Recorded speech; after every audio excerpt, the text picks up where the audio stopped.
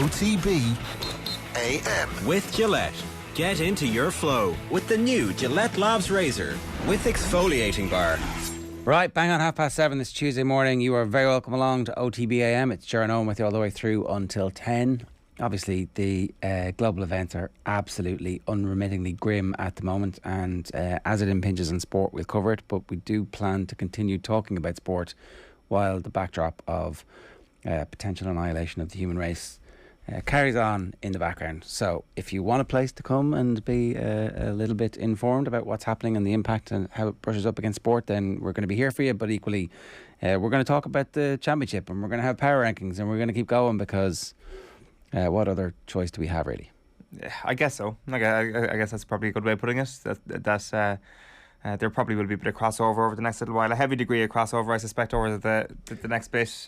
Even though I think a lot of people yesterday would have been pretty surprised that FIFA have taken swift enough action on a thing that was probably going to cause them a lot of problems anyway if they didn't do that. So, there's going to be plenty of everything's going to be touched by this over the next little while. It already has been, and that's not going to go anywhere. But there are other matters that aren't going to be touched by this to a certain degree. No, not to be too much of a wanker about it, but it all feels like the painting of Icarus that Bruegel was in our English book when we were 11 or 12, so that's why it has always stayed with me.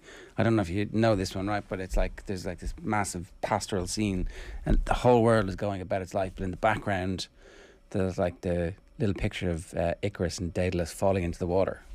It's like this monumental moment in human history. Obviously it's a myth, but it's happening and everybody else is just going about their day because that's what life is like. We're all interested in our own. We're all completely selfish until it affects us, you know. And we are mightily privileged to be the furthest part of Europe away from this.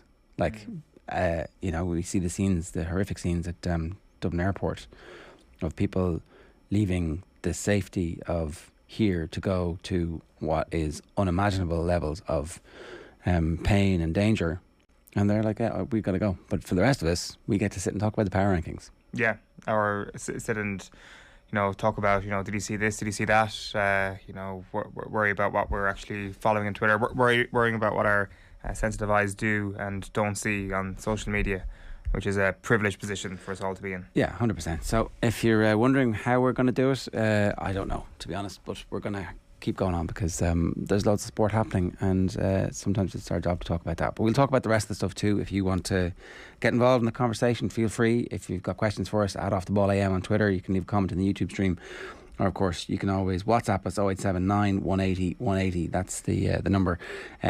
We are going to talk with Vinny Perth just after 9:10 this morning about the League of Ireland fixtures that were on last night, and they didn't disappoint. This is kind of, I think, the bit where the whole streaming is going to come into its own, because there was genuine excitement after the first two rounds of fixtures. I talked about it a bit yesterday on the show, that the fact that Rovers got beaten by Derry means that we feel justified in saying there's potential for a title race this season, right? Because Rovers have already dropped points 2 games in. 50% win, 50% loss ratio. Now, they could win every other game from this point forward. It's possible. But at least in the early stages we get to go, this is going to be exciting. And there's the injection of Duffer and the money in Derry and all the other storylines that we're kind of getting used to now and beginning to follow.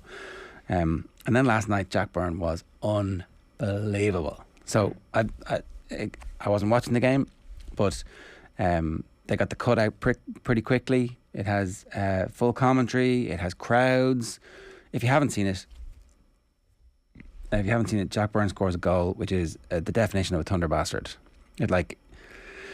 I know it's physically impossible, but the ball seems to get faster through the air. It seems to increase in speed. It seems to be like, this doesn't make any sense. And then they're like, that might be the best thing he's done tonight, but we're not sure. Have you seen the earlier goal where one of the greatest slide rule passes you're ever going to see is it's like, this guy's pretty good at football. The pitch is great. There's like fans in the stadium. This is good. Yeah. Yeah, it's a good point. I mean, that slide rule pass wouldn't have been possible without the pitch being like a carpet. I think the commentator put it well when they said the ball had actually nestled in the top of the net, which again is defying some of the laws of physics there. How does that actually happen? And the goalkeeper completely bamboozled by Jack Byrne's goal. And it is 2 moments of incredible magic. And it does seem quite a bit when Jack Byrne is playing in the league that it's kind of like Antoine Dupont or something, where you don't even need to watch France play rugby to know that if they win, this guy has invariably had an absolutely amazing game. And it's just whenever Shamrock Rovers got the job done, you're like, Jack Byrne was man of the match again. Jack Byrne had a very good match, and he only played an hour last night. You talk about the possibility of there being a title race. Jack Byrne coming off, and I think Graham Burke coming on, is as strong a substitution as you're likely going to see from the league this year, involving 2 players. So that gives them that gives me a real sense that this squad, there's absolutely no problems with them, and there may be a few hiccups early on, but they would still be quite heavy favourites to go and win this. Like the defeat to Derry was fun because it was tetchy, and Jack Byrne was going in heavily on players that went over by the sideline. They got him booked in that encounter. That's what you want to see. And then a couple of days later, he goes full Perlo as opposed to Roy Keane. So bit of both. The other thing that happened that went viral last night was the sprinkler system out in Belfield was not playing ball, and so it finished UCD 0, Shelburne 0. Sprinklers add to damn squib is the headline in the Irish Times.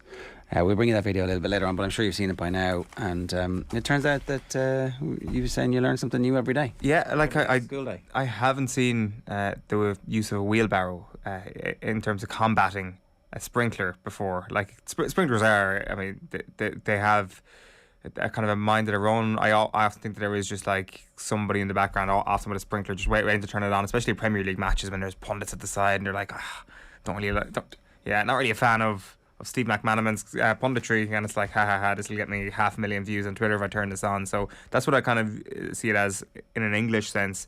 And then last night it was like, right, okay, this thing has gone off. We've got a rogue sprinkler. How do we stop it? And a wheelbarrow is utilised, and it worked by all accounts. I've only seen the. Well, they lost 8 minutes. They did lose 8 minutes, but the video kind of stops when the stream of water is kind of just getting sheltered a little bit by the wheelbarrow. So I presume that was the end of it. And if you do have a rogue sprinkler going off in your locality this morning, go get a wheelbarrow off one of your neighbours and go and fix that problem for yourself. There was loads of Irish interest in the West Brom Swansea City game last night as well. Darragh O'Shea came off at half time, and I was feverishly searching Twitter to see if there was any sign of an injury or whatever, but I couldn't actually establish what was the cause of that. It was West Brom 0, Swansea City 2. Michael Obafemi started up front on his own for Swansea, who also had Cyrus Christie and Ryan Manning in their team. Manning was playing part of a back three, if the live score formation is to be believed. And Callum Robinson played the full game as well. So one of those situations where Jason Malumbi started but got taken off is has Steve Bruce had a win yet? Has he? Don't think so. It's not gone overly well, has it? He'd be sackable now if he was the manager who was presiding over this current run of form since he got there. The new manager's bounce has not happened. So, but the other thing of particular note from an Irish football perspective is in the Herald and the Irish Indo this morning. It's a great story from Aidan Fitzmaurice, who has spoken to Mipo Odebeku, who says he's going to play for Ireland. So you might remember he had begun to get around the fringes of the West Ham team, had come off the bench in a couple of cup matches, including against Manchester United. And at that stage, we were like, well, great, because he played for Ireland under 17s and he was named in an under 21 squad, but declined the opportunity to join up. There wasn't any specific reason given, but I mean, here's a player who's qualified for at least 3 teams, who is, slowly making decisions about whether or not he's going to play for Ireland. The worst fears that we had were that he was going to play for somebody else. I mean, let's face it, we all feared that he was going to make the West Ham team, start scoring goals for them, and then there would be 2 people at West Ham who had played underage for Ireland, who we were very jealous of. But he has confirmed today to Aidan Fitzmaurice that he had no doubt. He grew up in Tala. I was around the first team at West Ham. They came at a time when I was solely focused on West Ham and getting into the first team in recent times for call-ups. That was my focus. I didn't want anything to get in the way of that. That could have been taken the wrong way, but I've never taken my eyes off Ireland. I was born and bred in Tala. He was born and bred in Tala, but he moved when he was 12 to Manchester United, was on the same team as Anthony Alanga, went to school there, now obviously living in London with West Ham. He's on loan with Doncaster at the moment, is he? Yeah, on loan at Doncaster, and he was on loan with Huddersfield for a period of this season as well.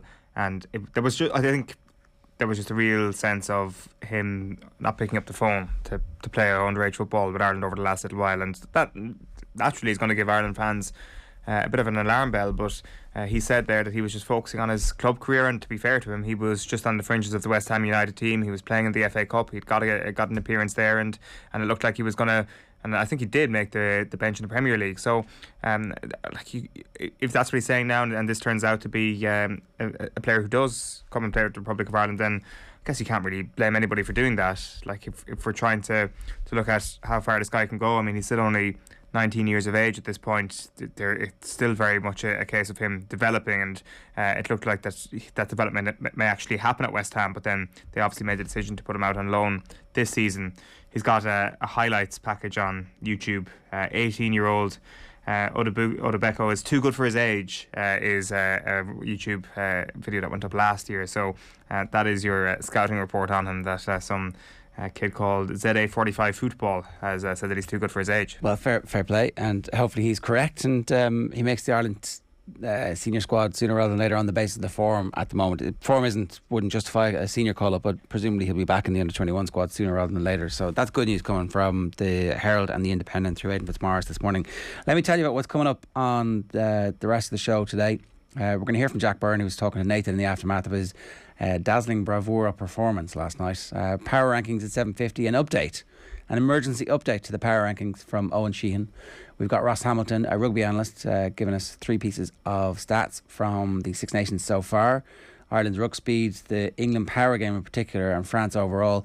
Bring it through the sports pages at 8:30. We'll get John Duggan's take on what's going on with Russia at 8:35. Obviously spent a good bit of time there during the World Cup. Molly Scott, Ireland's fastest woman as it stands at the moment, is going to talk to us about her work-life balance, where she is Ireland's fastest woman and also a trainee barrister. So one of those high achievers in life, who hopefully will inspire you to get up off your arse and do something today. Vinny Perth's going to join us in studio at 9:10 to run us through where he thinks the League of Ireland season is going so far, and then some Jason McAteer goodness in the aftermath of the Cup final victory and the future for Caoimhín Kelleher on the football show last night. At 7:42 though, a couple of quick comments for you.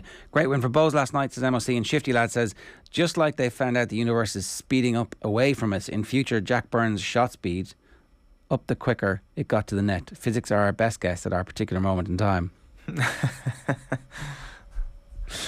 It's true. OTB AM is brought to you by Gillette Labs for an effortless finish. I'm hoping now that some of the gremlins we've had in our system this morning are going to allow us to play you this video. It's Jack Byrne speaking with Nathan Murphy. It's a long time without football, and I know from chatting to you, like, you love the game, you love talking about it, you love watching it, but more than that, you love being out there and playing.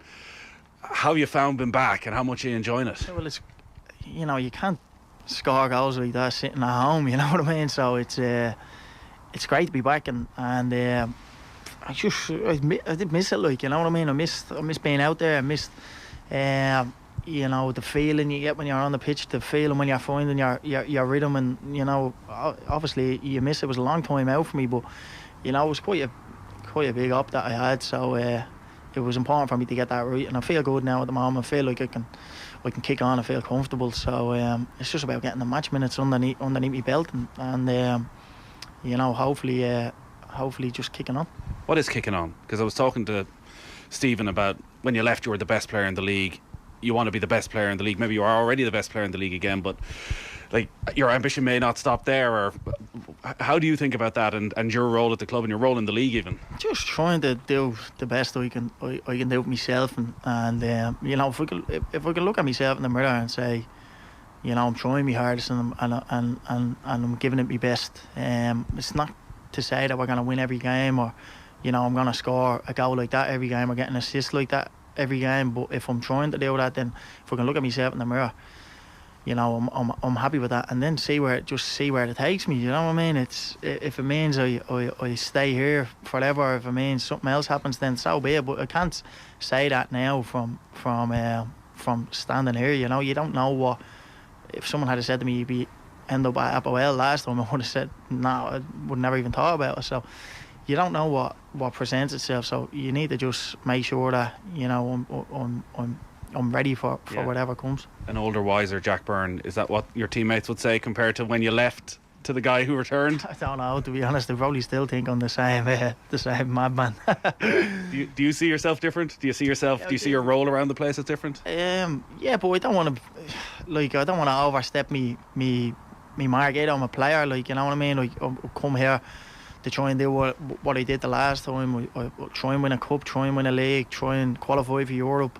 I don't want to, you know, think I'm anything different or try and talk down to people and say, well, you should be doing this, because it's, you know what I mean? It's not like that. It's just, you know, we'll probably have I'm a little bit more older, a little bit more experienced.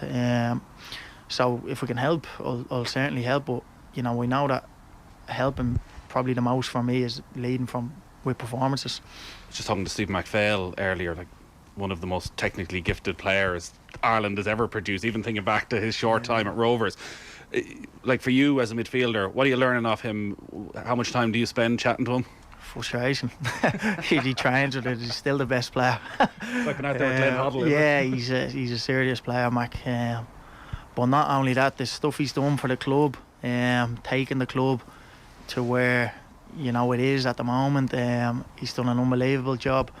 He's a great person. You know, what he does for the kids in the academy and stuff is phenomenal. So, you know, to have him around and to have people like that in Irish football is only a good thing. But I think, you know, people in Irish football could use someone like Stephen McPhail even more. And it's not, you know, Alan Caffrey at Shelbourne, another unbelievable football person. You know, I think the FAI, people like that, it's not a competition with them kind of people. If we can use them people more in Irish football for the better of Irish football, we should do it, you know what I mean? So it's not clubs trying to get one up on somebody or anything like that, you know what I mean? I played for Kevin's as a kid, and Caffa was there, and I know how good he is, and you know, same as Stephen McPhail. So, you know, more people we can have like that in Irish football, if they work together, you know, it's only going to be better. It's always been the difficulty for Irish football, because the competition is obviously on the pitch and league titles, but off the pitch there's always a sense the teams need to work together to grow the league. And it does feel as though there's a bit of a buzz around the league at the moment, and even the results, obviously you weren't happy on Friday night, but it means it's quite condensed. There's 3 games gone, everybody's dropping points. It's for the neutral, it's pretty exciting. It gets a bit of interest flowing. Yeah, it's competitive, like, you know, and you know, up in Derry the other night, we don't want to go up there and play Derry with, you know, a man and his dog watching the game. You know, we want to go up there where it's hostile. Half of the town are out watching the game, wanting you to, you know, lose the game. That's what we want. We want that when they come down here, you know. So our fans have been unbelievable this year and since I've come back. So, you know, we want that, like, you know what I mean. We don't want the league handed to us if we're going to win the league. We don't want the cup, or we don't want anything handed to us. You know, we want to go and win it. And if someone else takes it off us, well done, fair play. That's the way it should be. So look, that's better for Irish football, and that's what we all want. And you know, there's a buzz about the league, some good players in the league. Long may it continue. And finally, whenever Jack Byrne does something pretty special, you know, from the last time you were here, the talk starts about Ireland and Ireland squads. We're about a month away from 2 friendlies, Belgium and Lithuania. Like, are you thinking about that, or do you know where you are? Have you spoken to Stephen Kenny? You know what, Stephen texted me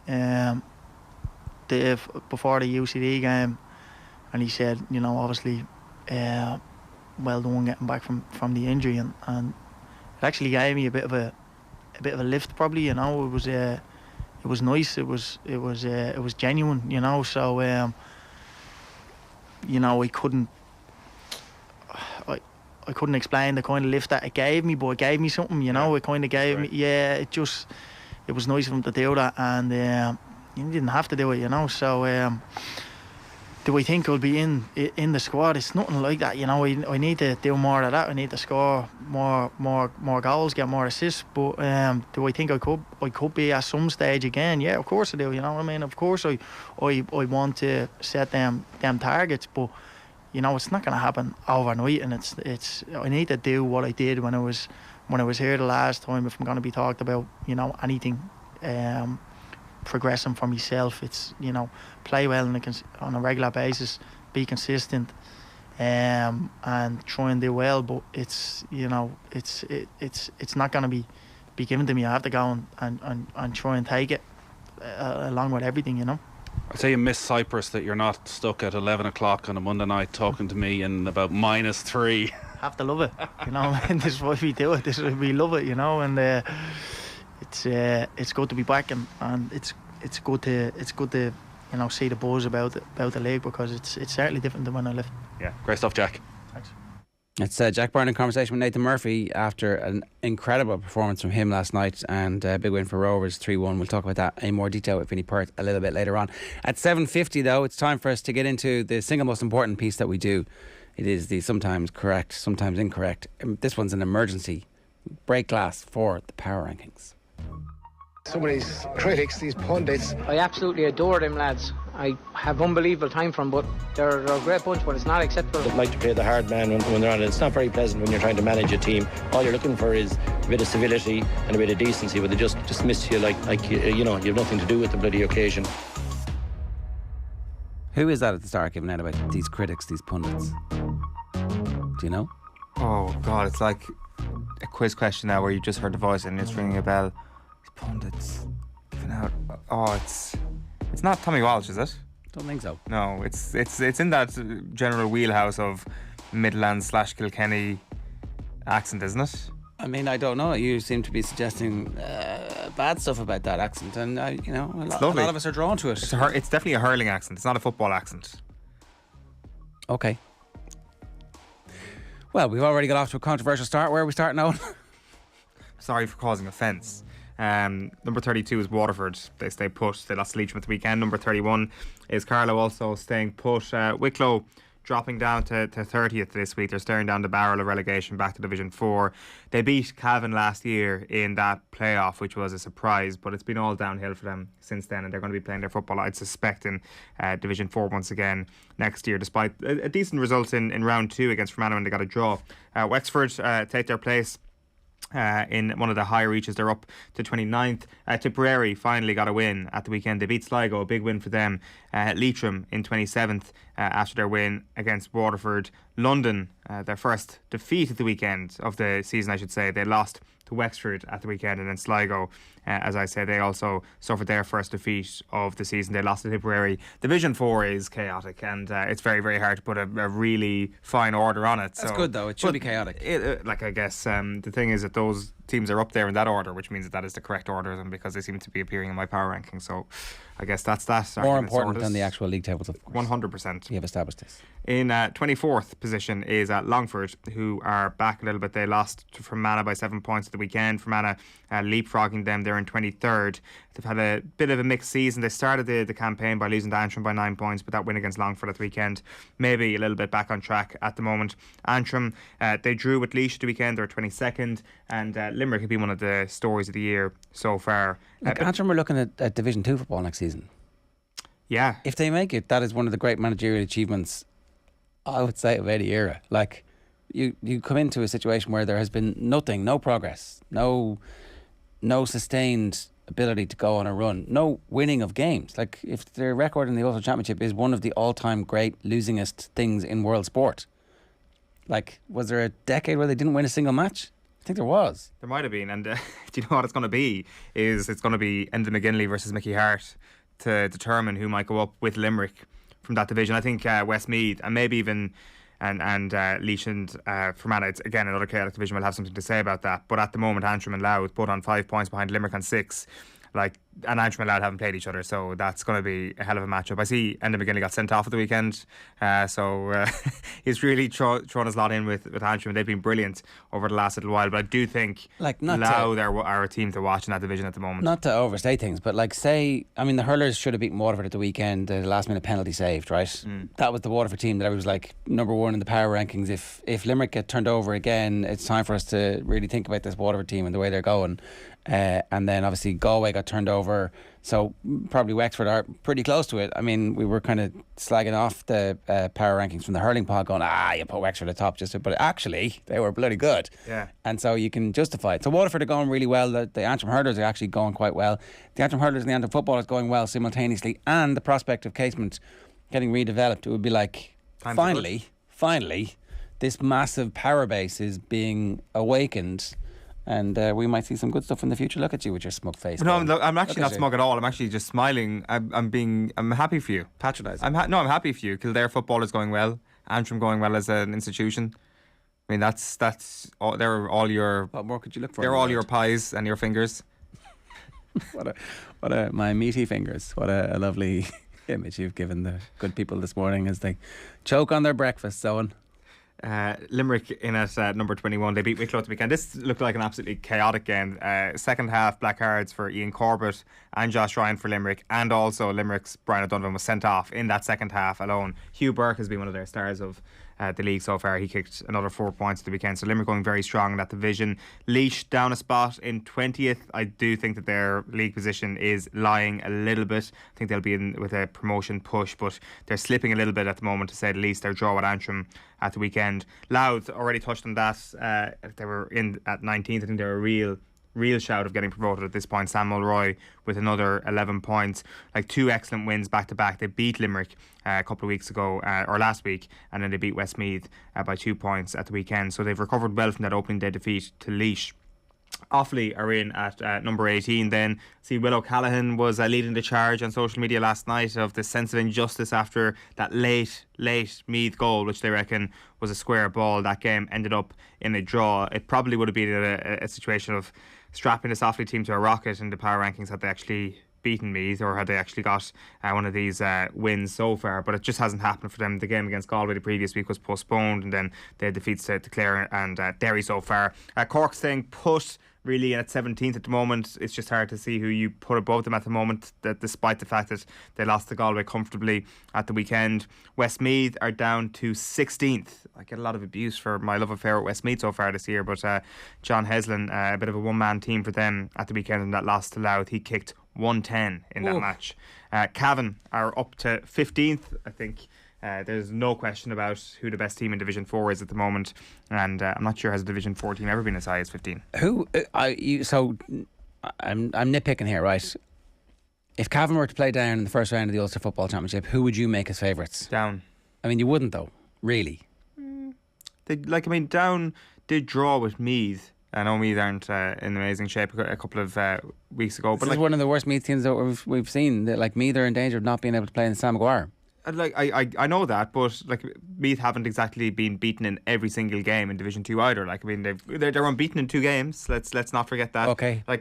And I fairness, Galway are pretty good, but they beat them out the gate. It wasn't close. And Roscommon was their other defeat. Yeah. Who are possibly going to be the 2 teams that get promoted. Yeah, Roscommon also beat them out the gate.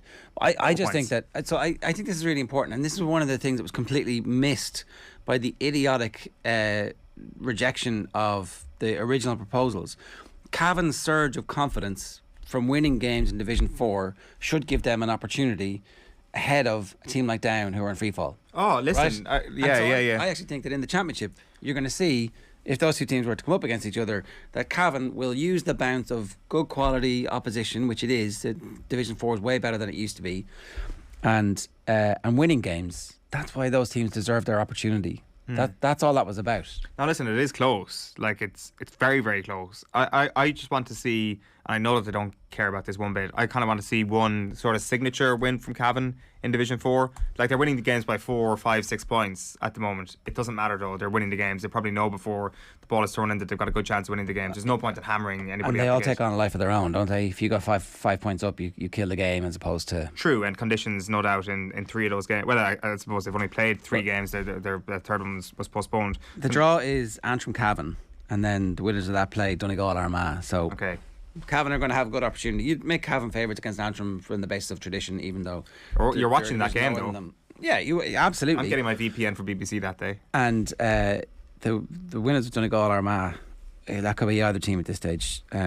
Armagh slight favourites, I suspect, on the day. I don't know where that's going to be, but you would make the winners of Donegal Armagh 5-point favourites over Antrim Cavan. 5 to 7 point favourites. Yes, yeah, you would. Now, in fairness, like I'm not completely shooting down the whole our Cavan better than down thing, but I'm edging down just at the moment. I'd love to see it. Well, here's the thing: we won't see it because the only way we'd see it is in an Ulster final, and that unfortunately ain't going to happen. We might see it in the qualifiers. Meath are in at 13th. They drew with Offaly at the weekend, as we've already mentioned. Hard to be putting Meath up at this time of year when they need a last gasp goal to draw. Well, it's Westmeath dropping. Right, like I've plundered Westmeath. Why did Westmeath? What was the Louth hammered them? No, they beat them by 2 points only at the weekend. But I think it's a more division costly, lower. They're a division lower, and losing in Division 3 is more costly, and it should have them lower than drawing a game in Division 2. That's and maybe I did Louth Meath play in Championship. What's the spread? Meath -3. I think it's Meath -1, and I'm not sure who I'm backing. Depends where the game is on, I guess. In Park Townsend, you'd have to give Meath a heavy chance of winning that. But yeah, no, I think Meath minus a couple of points in that one. Clare in at 12. They lost to Derry at the weekend. Derry looking like they're definitely going to get promoted at this point. Roscommon are in at 11. Derry, as I mentioned, they're at number 10, and Galway at 9. Is that correct? Yep. No. Yes, it is. Yes, that is correct. No, the screen is correct. The screen is correct. I just didn't change the numbers on my actual word stock here. No, the order is absolutely spot on. I just didn't change the numbers beside them. Galway kicked 322 last week in one game. Milesy was on yesterday saying he thinks Meath have scored roughly 40 points so far in the league, and Galway did it in one game nearly. They did 3/4 of it in one game. This is what I was very tempted to bring Galway into the top 8 this week and drop Monaghan down to 9th. But you would have done it if Kildare had been beaten by Dublin. They were straight out, right? You would have put Kildare behind Derry and Galway.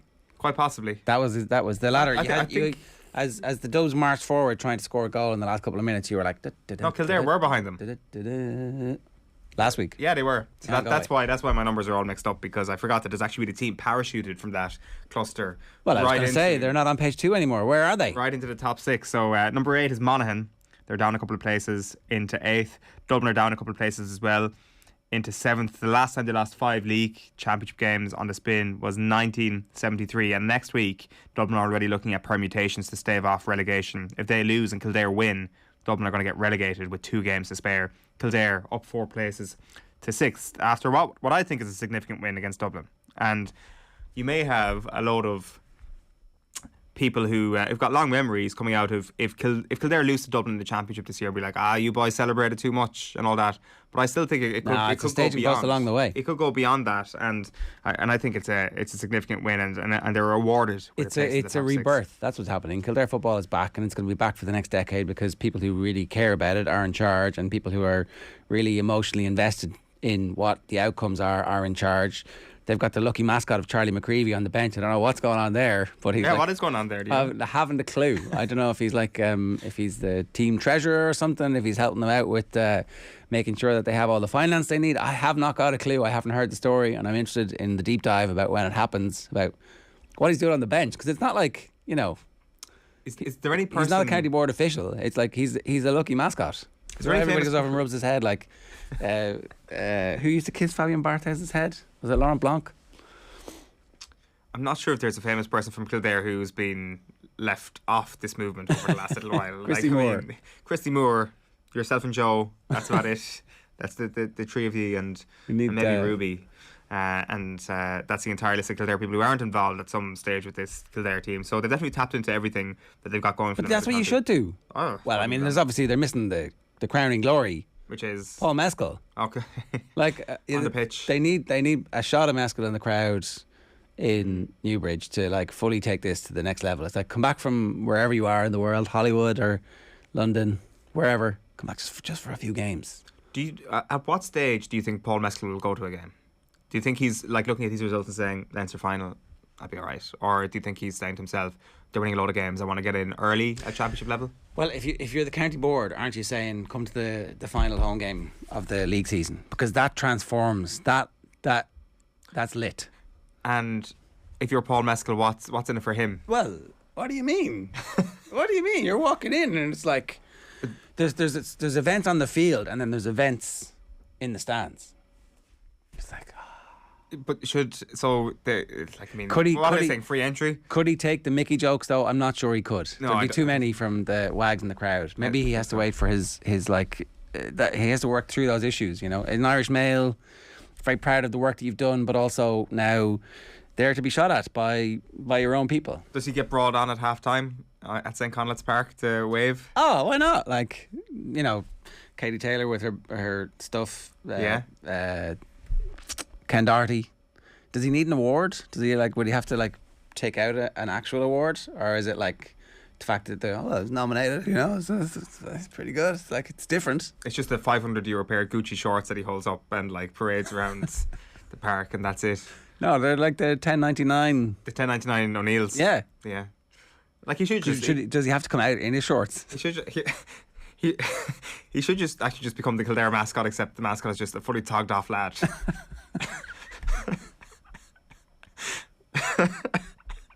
Just wearing number 27. I mean, sorry, that word has multiple. I didn't know which way you meant it. Okay, we're all getting fired. Yeah, so Kildare up to 6th.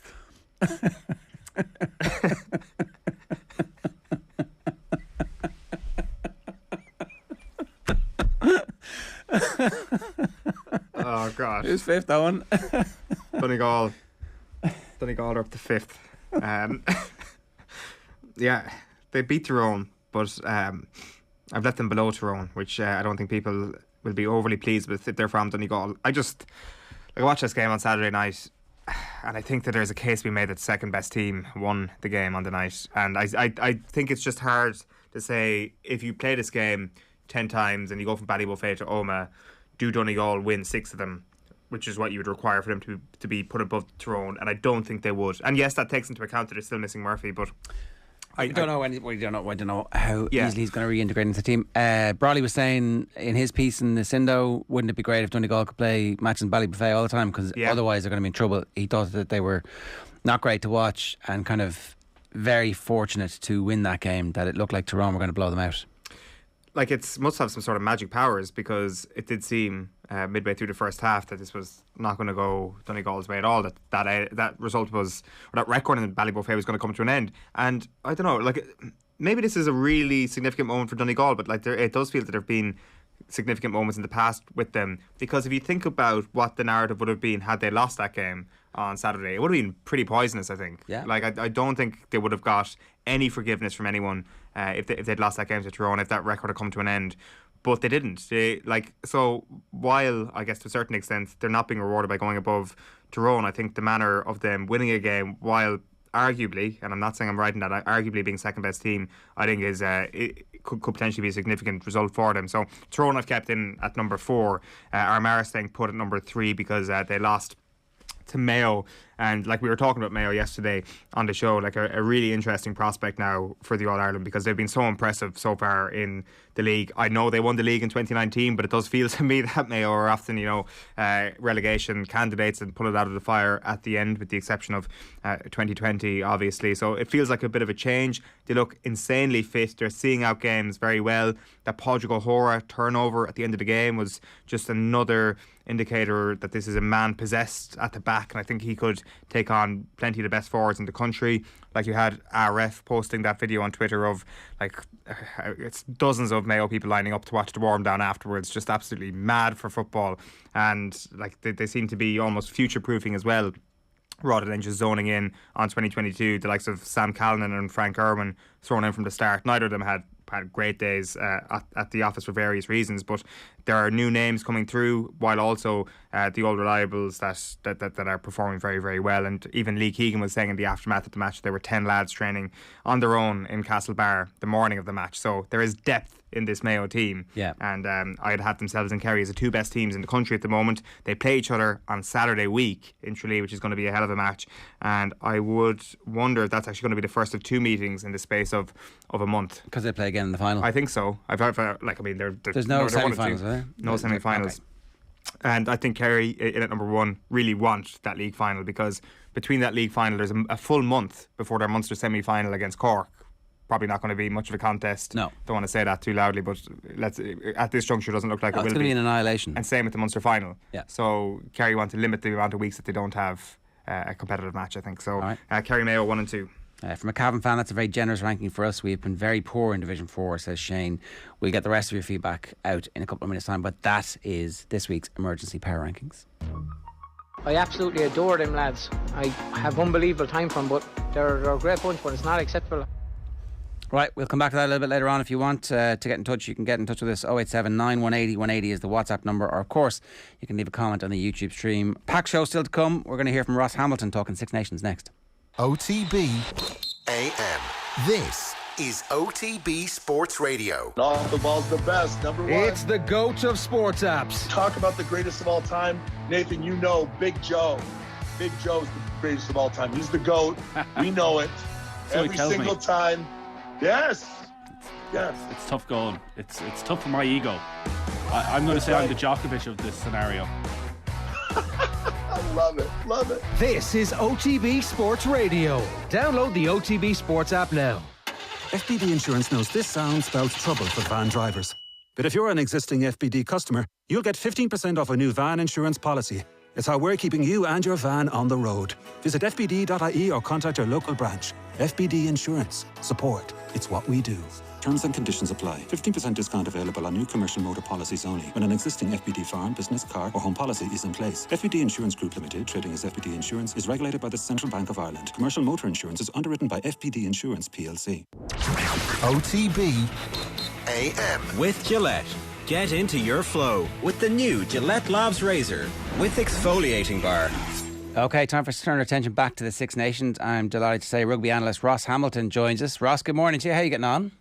Yeah, good morning, guys. Very well. How are you? Yeah, good. The role of the rugby analyst, could you just explain briefly to the uninitiated, when you're working with a team, how important and how much data are you given during the week to the coaching staff, and how do they integrate that into then their patterns of play and training? Yeah, I would say during the week and sort of out of game time is the most important time for the analysts. There's a whole load of data available, and it's really trying to focus everything down to be relevant for those coaches. Now, some coaches will do a little bit themselves, and they'll have different levels of analysis that they want. But most coaches would want to have a look at opposition analysis more so to build their tactics for the game during the week. Not too many do a lot of them their own players on their own team, actually. They're sort of happy with that themselves, but it definitely filters into their tactics, which will then affect their training blocks, which affects the whole session. So it's obviously very important. It's growing. The whole department of analysis is growing year on year.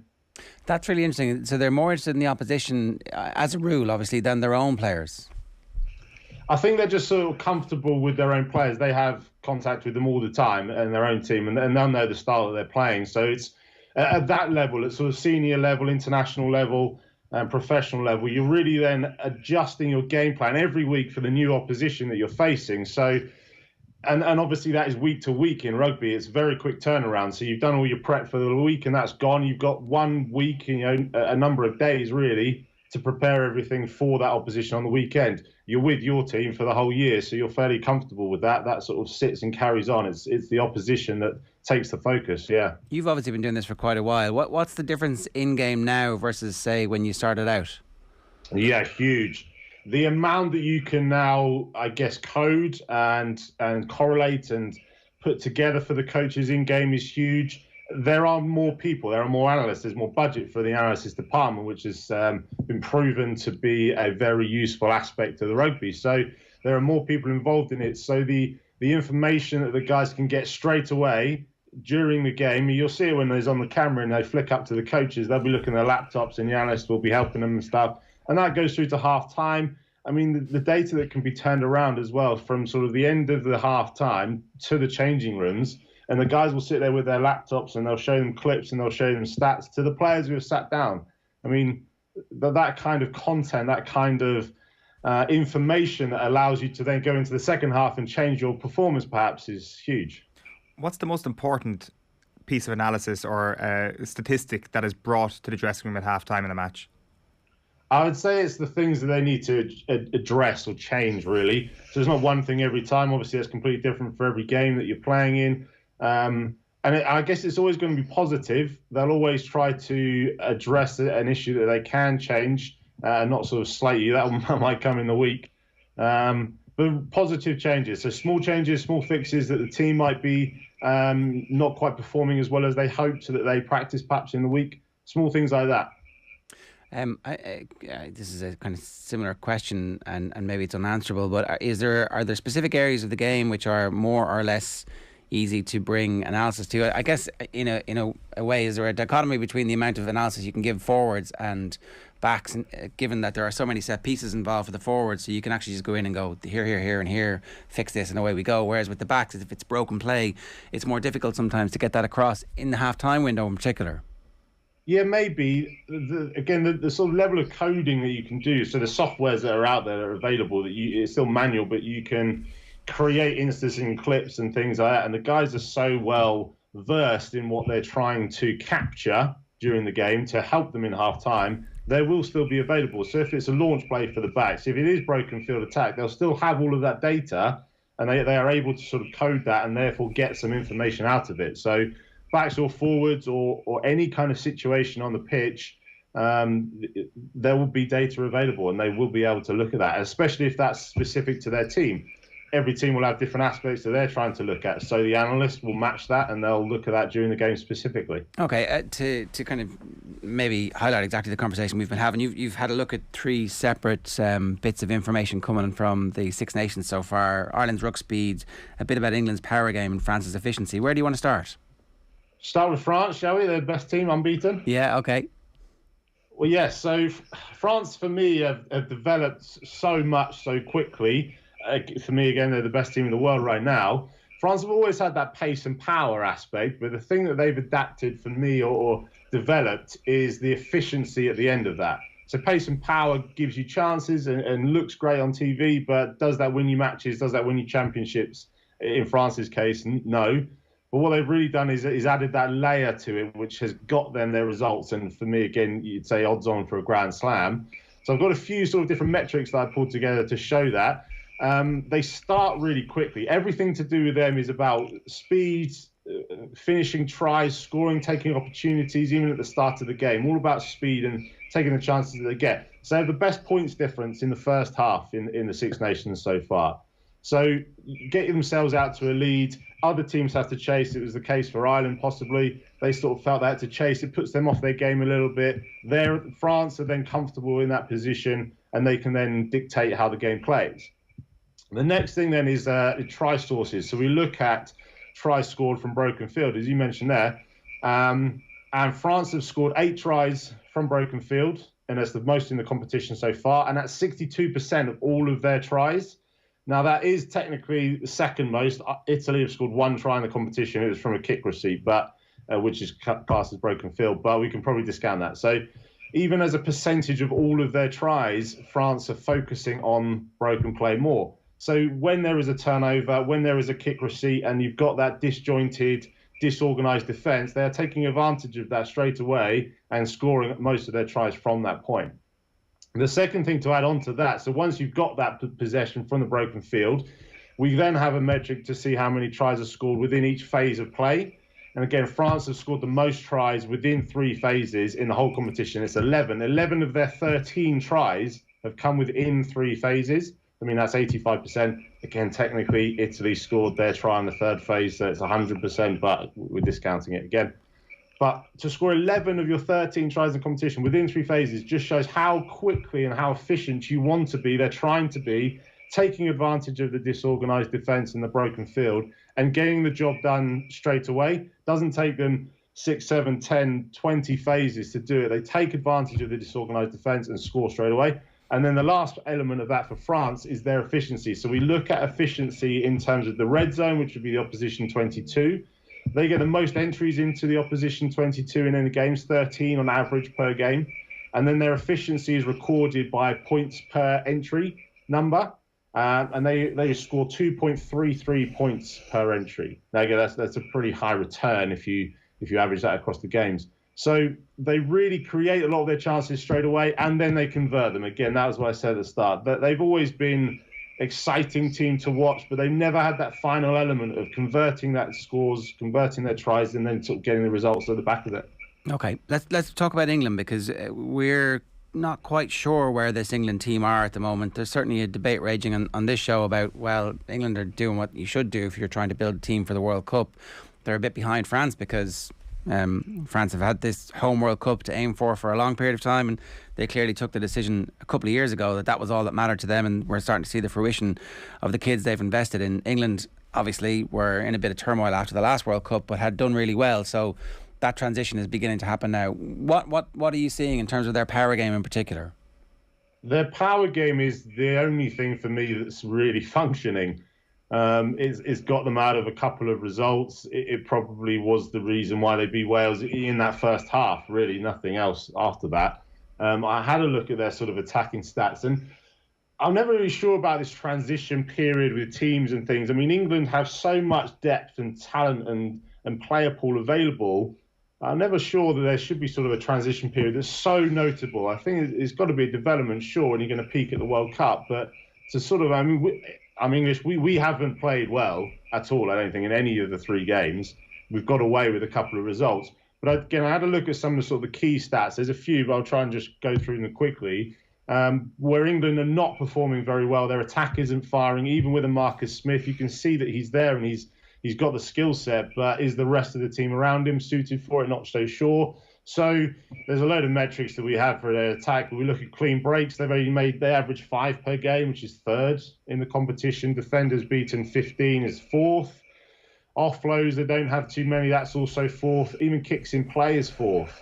There's a whole load of these stats to sort of put them, mid to bottom table across the Six Nations, when they should be at least top 3, you'd say, with Ireland and France, the two others. But then some more ones, some really sort of interesting ones. One thing we look at, which we'll touch on with Ireland, is their ruck speed. Eddie Jones addressed this just before the autumn, and he said he wanted to try and get their ruck speed average to 2.7 seconds per ruck, which is incredibly quick, and it's something that Ireland are managing. But England's ruck speed at the moment is 3.8 seconds in the game, and that puts them in fourth. And I mean, 1 second extra on a ruck is a huge difference in terms of trying to create space and opportunities. There's a similar thing with how many rucks they have under 3 seconds. They're in fourth. Their line-out success and scrum success is fifth in the league. And then their red zone efficiency that I mentioned for France is also fifth, with just 1.79 points per entry. So not many attacking stats are really going towards or for England, and they're not really performing. The only thing, as we mentioned, is their power game. There's 2 key metrics here that we look at: gain line success and collision success, and they're first on both of those. Right. So 62% gain line success, 30% collision success. Okay. And those numbers as well in terms of success are, for a gain line, it's getting over the gain line, not just on it. And a collision success is a dominant collision, not just a neutral. So 62 and 30 respectively are high, but that is really it. That's all they've got. That's all they're doing, and it's scraped them through a couple of games so far. Yeah, I suppose our fear as not England supporters is that they're going to use that as a platform, and that the team around Marcus Smith, if they get the selection correct, or if Tuilagi comes back, which obviously he will at some point, and if Owen Farrell comes back, then all of a sudden you've got brain power, extra power, and some finesse in that back line that might unleash some of the talent they have. But I don't know. I my thing about the transition is that you just need to find the right combinations. It's great having the depth, but you don't know that these players are going to work very well together, or will be able to get on the same wavelength without actually having had 8-10 caps together. Mm-hmm. Yeah, that's fair.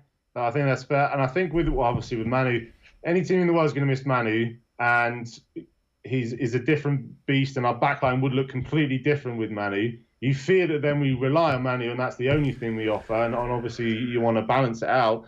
What I do think with that is, without Manu, and especially this weekend of having him for a couple of hours before he was then out, the rest of the team has to pick up that role that we just associate that he's going to do. So, even our props, Genge and Sinclair, ball carriers, they're such powerful athletes. Our back row, Tom Curry isn't necessarily considered an attacking rugby player, but he his carries a bit like Josh van der Fleer. The athletes that these guys are now, they still have power going forward, and they may take up the rest of the slack. Obviously, we need to balance that, and we may not have had that so much in our backline, and that would be where Manny comes in. Yeah, okay, that's really interesting. Ireland's ruck speed, then, you've kind of you've trailed this one. We're doing pretty well. Yes, very well. Very, very well. Really impressive. I mean, how ferocious Ireland seem to be at the breakdown, how much of an aspect it must be their focus. And I'll go through this. So we have a look at how many rucks a team has. Ireland average 111 rucks in a game for the 3 games so far. There's some other teams in the competition that are down at 40, 50, 60. So they're having a lot of possession and a lot of rucks, and yet they still have the best average ruck speed. And that's 2.89 seconds per ruck. And for that to be across 111 rucks is honestly incredible. It's not something we see very often. It's a lot easier to get very quick rucks if you have very few of them, and it might become your focus to, say, kick the ball away, only have a few rucks. When you then strike, you strike really quickly and you can manage that ruck speed. But to do that across so many rucks is incredible. And then what it gives them off of the back of it is everything. It's the biggest metric, I think, in rugby at the moment. It's something that's only sort of really come in across the board, across the world, that we have available for the last year or so, couple of years most. And it's such a big metric to measure where a team's attack is and how many chances they create. So we actually turned the ball over in the ruck quite a bit against Italy. They won 5 or 6 penalties against us because it looked like we weren't committing enough men to the rucks, partly to do with the fact they only had 13 men and we knew we were going to win. And so all of that factors into it. Is there some way of kind of balancing this out where if that was to happen in a big game against a good team, you would be able to say the ruck speed was really good, but you need to dock Ireland points for this metric, or you need to caveat that metric by saying that they also conceded 4 penalties in the ruck? Yeah, they did against Italy. They still have the best ruck success in the competition so far, across all the sort of 3 games. So there's obviously a balance in there. I would suggest that if that is a focus, which it feels like it is, that they're probably only committing 1 or 2 guys to that ruck, expecting them to do their job. And if they get that right, and if they clear the ball out, the ball's away quickly, and they've got players on feet to then attack in the next phase. If they don't, which is the risk, and they get turned over, then obviously they lose the ball.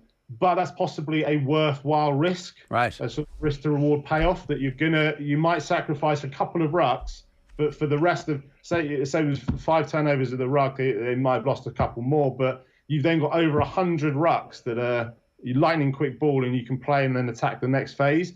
As a payoff, it's possibly worth it. That's really interesting, because I think the crowd and the TV analysts are going to be like, oh, we're not committing enough to the rucks. And it's like, well, actually, our ruck success rate is 97%, and we're taking those 5 penalties on the basis that we feel our defence from the set piece is going to be strong enough. That's as you say, a trade-off we're willing to make. That's where the power of the analysis comes in.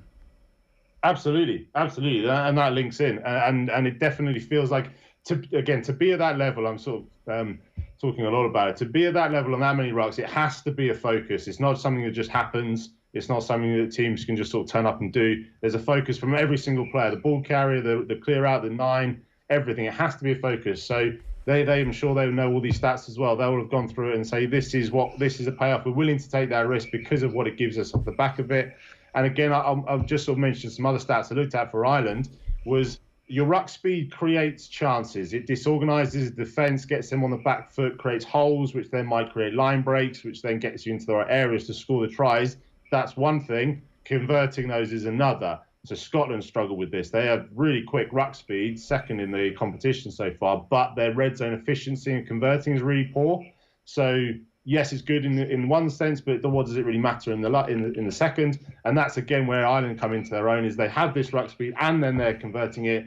I've always said is, yes, you have to caveat that with it was Italy and Italy 13 men, so those stats would have affected it. But I mean, France and England have played Italy, not against 13, but Ireland still being at the top of this still has some weighting, and their red zone efficiency is the best. So they get into the red zone second behind France, but then they score the most points when they're there and the most points per entry. Right. So they have both aspects of it, the speed of ball and the conversion as well. It's really interesting. One last question for you. People can follow you on Twitter, and with the Twitter handle is @RoscoeHamilton. Are you finding people are more conversant in the details and the minutiae of the game and just generally more interested in it as the quality of coverage progresses as much as it has done in the last decade? 100%. It's been my battle for a long time, working in sort of broadcast and media alongside the sort of team stuff I used to do. There's sort of the old adage that they're casual viewers and it's going to go over their head and people aren't interested and they just want sort of the entertainment, the feel of it. But that has changed. I mean, football, obviously, most places is the leading sport, and that's changed. There's detail and analysis, and people love that kind of thing. And it's easily available. It's quick. There's social media. There's podcasts. There's everything. It's all available to the guys, and I think we're about catching up with it.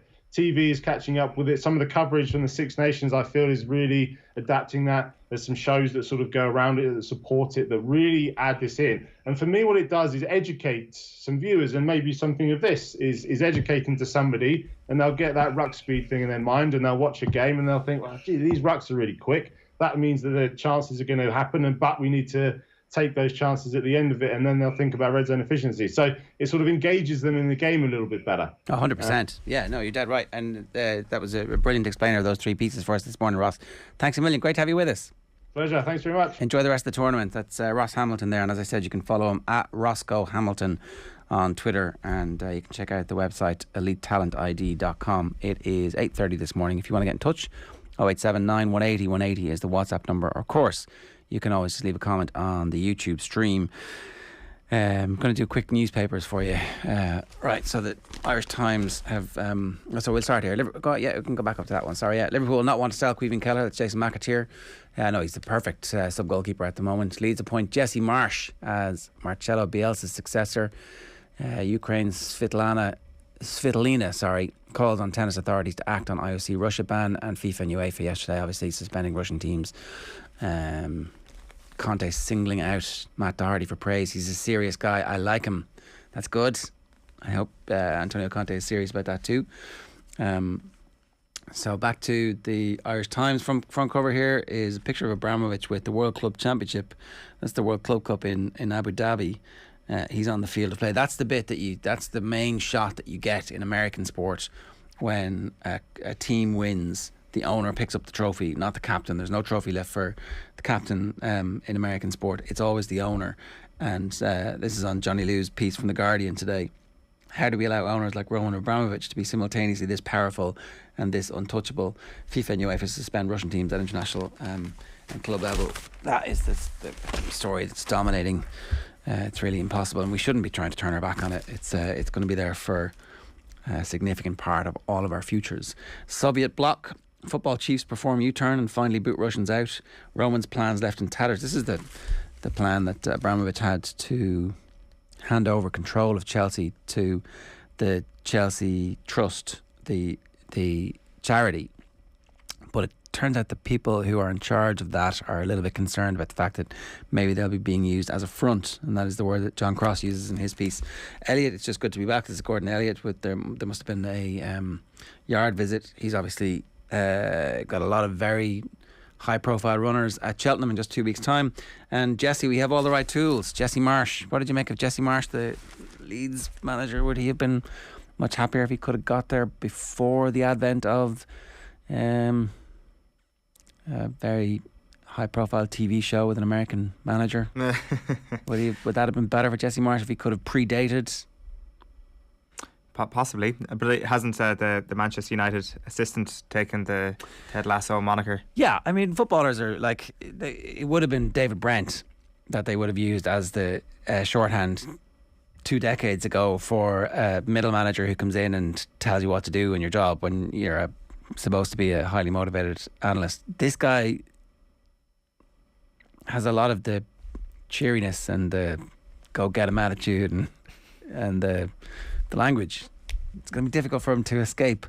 Yeah, Like, I mean, it's completely unfair. It's so unfair. I felt so sorry for Bob Bradley when he got ran out of the country, like with the sense, even the pre-Ted Lasso sort of sense. I suspect that Ted Lasso was written on the premise of Bob Bradley and the things that were said about him and all that. So I felt sorry for him. I feel sorry for this guy already, even though he hasn't even managed a single game in the Premier League, and it is unfair. Like, I think that maybe he would be. Is there a case that maybe he'd be closer to a Ranić type than a Ted Lasso type? I guess one is fictitious, one is real, so it's not necessarily a hot take. But yeah, but like, I mean, it's they're clearly stitching in elements of the Red Bull sort of thing. So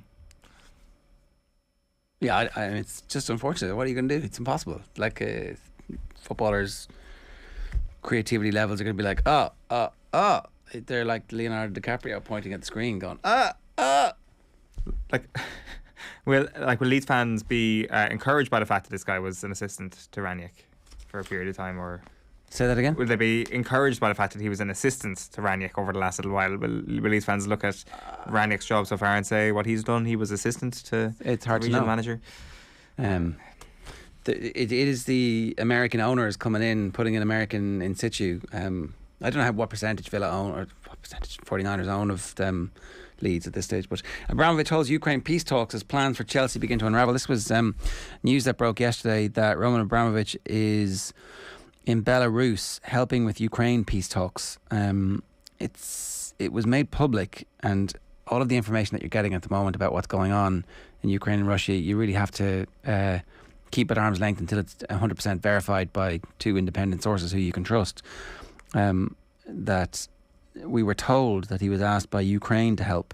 So they obviously felt like he had some sphere of influence with Putin, and that maybe this was somebody who could be listened to. So is that like, is this a good thing? You're like, oh, so you are close enough to Putin that somebody thinks you might be able to help?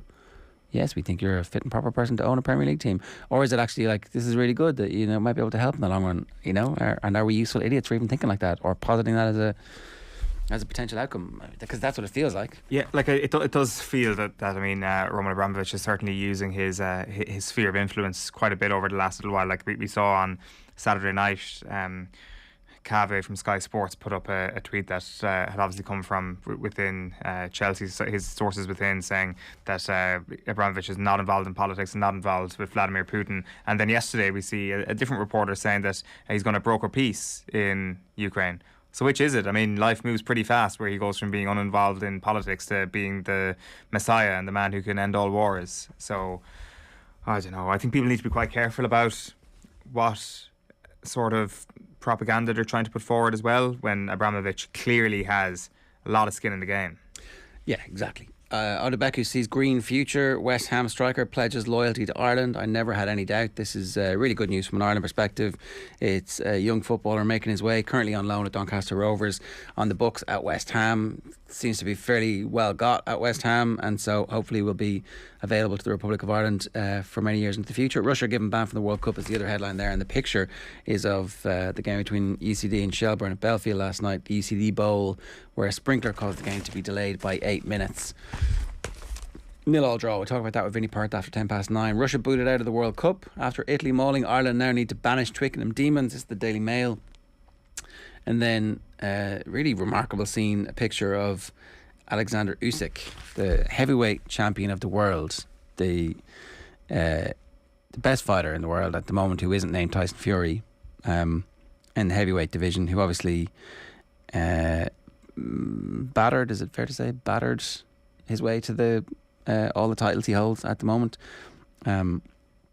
due to fight a rematch against Anthony Joshua. Anthony Joshua has had his he has taken the rematch clause, and Eddie Hearn was in the paper saying, I don't think the situation in Ukraine is going to have any impact on the fight, which is due, like, is it in sometime in the summer?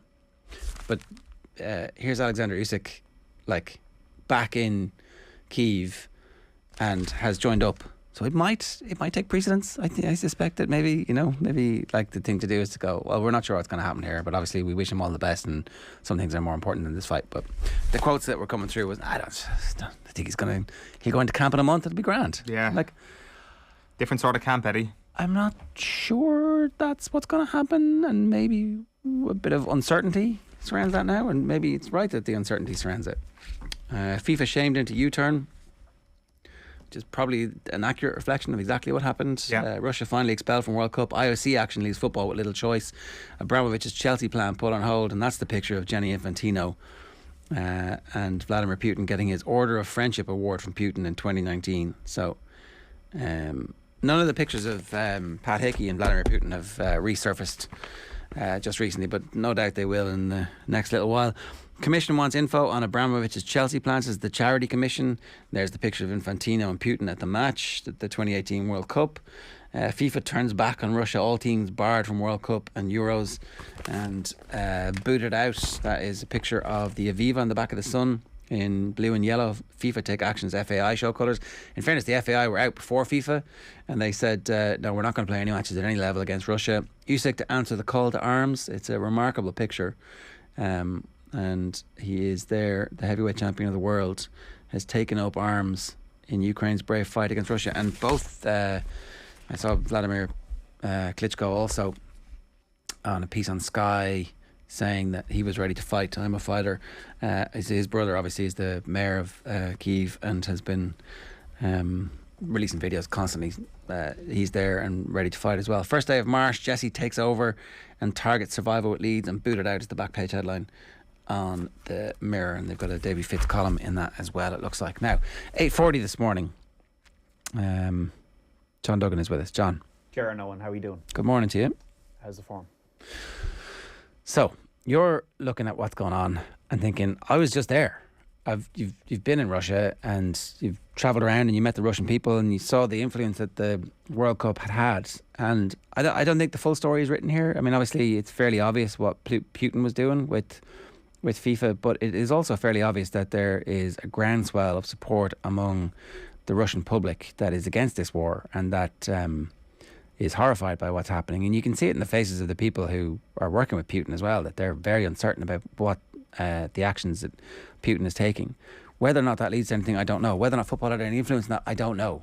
But I'm very interested to hear what you have to say about your time there. Well, first of all, I use Twitter all the time, like yourselves, lads, and I find it very hard to scroll at the moment just to see the atrocities that are going on in Ukraine. So that's the first thing I'm thinking about pretty much every day, that how can this be happening in 2022 in a modern world? We've just come out of a 100-year pandemic and, we have war again 20 years after Iraq. And so obviously my thoughts every day are with the Ukrainian people, and it's just so grim to see the Klitschkos and Usyk taking up arms to defend their homeland, and we don't know how this is going to end for them, because Russia, if you read the reports, haven't really gone in full scale yet, and I think they would have hoped that Kiev would fall quickly and there would be not that many civilian casualties, but more so there wouldn't be that many dead soldiers coming back and explanations having to be made, even though they have the mobile crematoriums with them. So this has gone bad for Russia. This is a miscalculation, and if Putin is bringing the nuclear argument into it, we know it hasn't gone well so far. I haven't seen the international community react like this.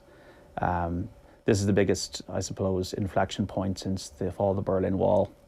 When you're talking about Sweden and Finland potentially going into NATO and Ukraine looking to join the EU, we are now in a completely different world when it comes to Europe and European security. And 6,000 nuclear weapons, it's a scary time for somebody who I think has gone rogue within himself, Vladimir Putin, as evil as he may have been beforehand. My feeling about the Russians, as I would have kind of communicated to you guys when I was over there in 2018, it is quite a modern country technologically, but it is a police state. It was one of the safest, joyous, most hospitable places when I was there, because the whole message, I think, from Putin and his government and the Russian people was we're portraying ourselves and our image here to the world. So I don't really see that this was a grand plan by Putin to get Sochi, to get the World Cup, and to burnish and to sports wash and to launder the image of Russia so that he could do these things. I don't think they're necessarily connected.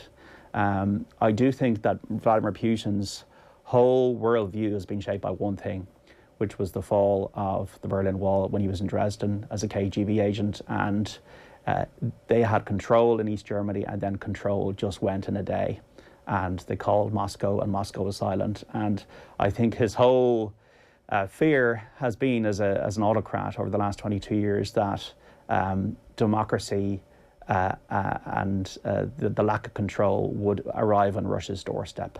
And I think that's what he's seen in Ukraine, which has been very close to Russia for not only tens of years, but like decades.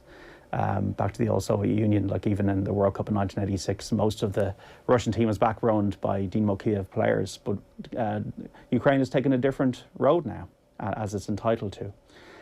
So I just feel like I think of all the people I met in Russia, the ordinary people, people in hotels who couldn't, you couldn't get your thoughts away from the fact that if you go to any hotel in Russia, there was 6 or 7 police in the lobby. That you'd be beckoned to on the street, and I remember one policeman goes, "Come here," and I will walk over to him, and then he goes, "Do you need any help?" Because they were all on message. But when Russia beat Spain, the place went mad, because Russia had not had an outpouring of joy like that probably since the end of the Second World War in 1945. I know they hosted an Olympics in 1980, but it wasn't the same. And the armoured trucks were going round after about 3 or 4 hours telling everybody to calm down. So that sense of control has been always there.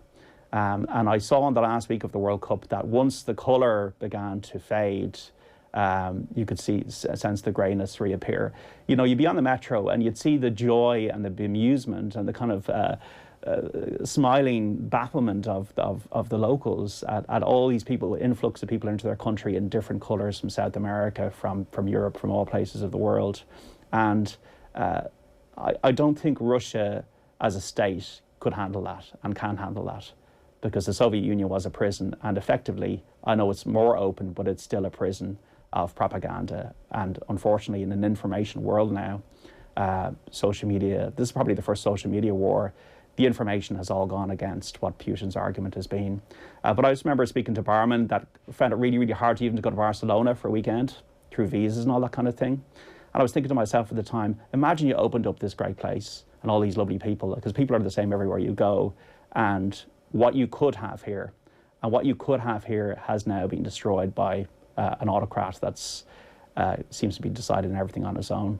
And it's the people who will suffer economically will be the Russian people. It's going to be very interesting to see what happens to Russia in the aftermath of this. Obviously, they've become a pariah state immediately. Yeah. And how long will the people bear the weight of the sanctions without something happening in Russia? And people are talking about a coup and the possibility of a coup there. Like, that is our best outcome at this point. There's almost no other easy off-ramp here where there isn't, and it's almost like a Ceausescu situation is what you need in Russia. But everybody being rounded up, protesters. There was a huge amount of police presence. And I remember there was the police, first of all, but then there was the combat troops above that. There was thousands of them around grounds in Russia. These were all just kids, really, really young people. And they'd be in a line and you'd walk between them to get from, say, a stadium to a metro. These are the people who are being sent to die by Putin under the guise of propaganda that's been funneled through one TV channel for years. But I don't think they're losing the information war. But it's just the people I would have met, like for example, in Nizhny Novgorod, where actually a really talented politician called Boris Nemtsov made his career, and he was close to Yeltsin, and he ended up getting assassinated outside the Kremlin in 2015. He was a critic of Putin's. But he was the mayor there, and he was the man there in the 1990s. And this was quite a modern, forward-thinking place. And you'd meet people there. Once again, they'd be just fascinated by where you're from. Taxi drivers looking for souvenirs. I remember meeting hotel receptionists in Kazan, and they go, "Where are you from?" And you say Ireland. "Oh, that's so green. That's so or somebody would mention U2 or that. And these are just the ordinary people that I really would have felt that there was a chance for the world to see these people, or for these people to travel and all that kind of thing. But their state can't get over the fact that their control could be in any way, loosened. No. All right. What else? Right. What else is going on? Well, Russia kicked out of football. We know that that's happened now from the likes of Spartak Moscow can't play in the Europa League, to the women's team can't play in the Euros, to the fact that the men's team are now out of the Qatar situation, and it's only because Poland and the Czechs and the Swedes that they all just refuse to play. So FIFA have not led on this; they followed. UEFA did lead, to be fair, after a day, but once again, if you look at Jonathan Liu's column, even in The Guardian, football has not covered itself in glory over the last few years, the way it's taken, all the money it's taken. That's what's going on there. In terms of last night, Jack Byrne, as you heard on the show, great stuff in the Shamrock Rovers 3-1 win over Drogheda. Bohemians beating St. Pat's 1-0, and UCD Shelbourne drawing, and Dundalk beating Finn Harps by 3-0. Derry and Sligo drawing 0-0 as well. There's FA Cup tonight, Middlesbrough against Spurs at 5-8. We have Manchester City with Zinchenko to play. That's confirmed. I think it's a good thing for him to play, as Guardiola said, against Peterborough. We also have Crystal Palace against Stoke. And Jesse Marsh, the former assistant to Ralph Rangnick at Leipzig, is the new Leeds manager. So his job is to get them safe. And that will be difficult. In fairness to Leeds, they went with Bielsa and Marsh. It's not like Kirbishley and Big Sam. They're going about this a different way. It's Steve Bruce, exactly. What a disaster that's been for West Brom. Well, his whole style through, was it New York or Montreal or Leipzig or Salzburg, where he won the double in Austria, has been press. But they just need a bit of sense behind it, because they're a man market against Spurs. Look, I think they've been really unlucky with Phillips, with Cooper and Bamford out of the team, but they just need to shut up shop a bit. They've conceded 40 goals in the last 12 Premier League games and 14 in the last 3. They just need to shut up shop. I think it's between themselves, Brentford and Burnley. I think Newcastle are safe. I think Everton will be okay. I think Brentford are in trouble a little bit. And I think it's, you just want to see. I was at Elland Road there the week before, the last weekend. They really have a vibrant, great support base. They have a lot of Irish fans, a lot of Irish lads going over on the plane to Manchester on the way. And you'd hope that Leeds will be retaining their Premier League status, because, as we know, with the Championship, it took them 16 years to get back up there. And at the moment, it's precarious for them. Yeah, for sure. John, good stuff. All right, lads. Thanks a million. It's John Duggan giving us his thoughts there. We'll be back with Virtual Insanity later in the week. And we will also be hearing from John, of course, on Saturday afternoon on Off the Ball on News Talk. It's 8:51 this morning. It is time for us to turn our attention to the fastest woman in Ireland. I'm delighted to say she's on the line. Molly Scott, good morning to you. How are you? I'm good, thank you. How are you? Yeah, the fastest woman in Ireland. Is that a title you're getting used to, or is it something you don't want to get used to just yet? Because, the season's not over and Rashida can come back and knock you off any day now. Yeah, I know. It's been coming and going, but I think that's kind of the fun of it. You have someone there to push you, and you just never know what's going to happen next. So it makes it that bit more exciting. I think it's really good to have someone there to make the record faster each time.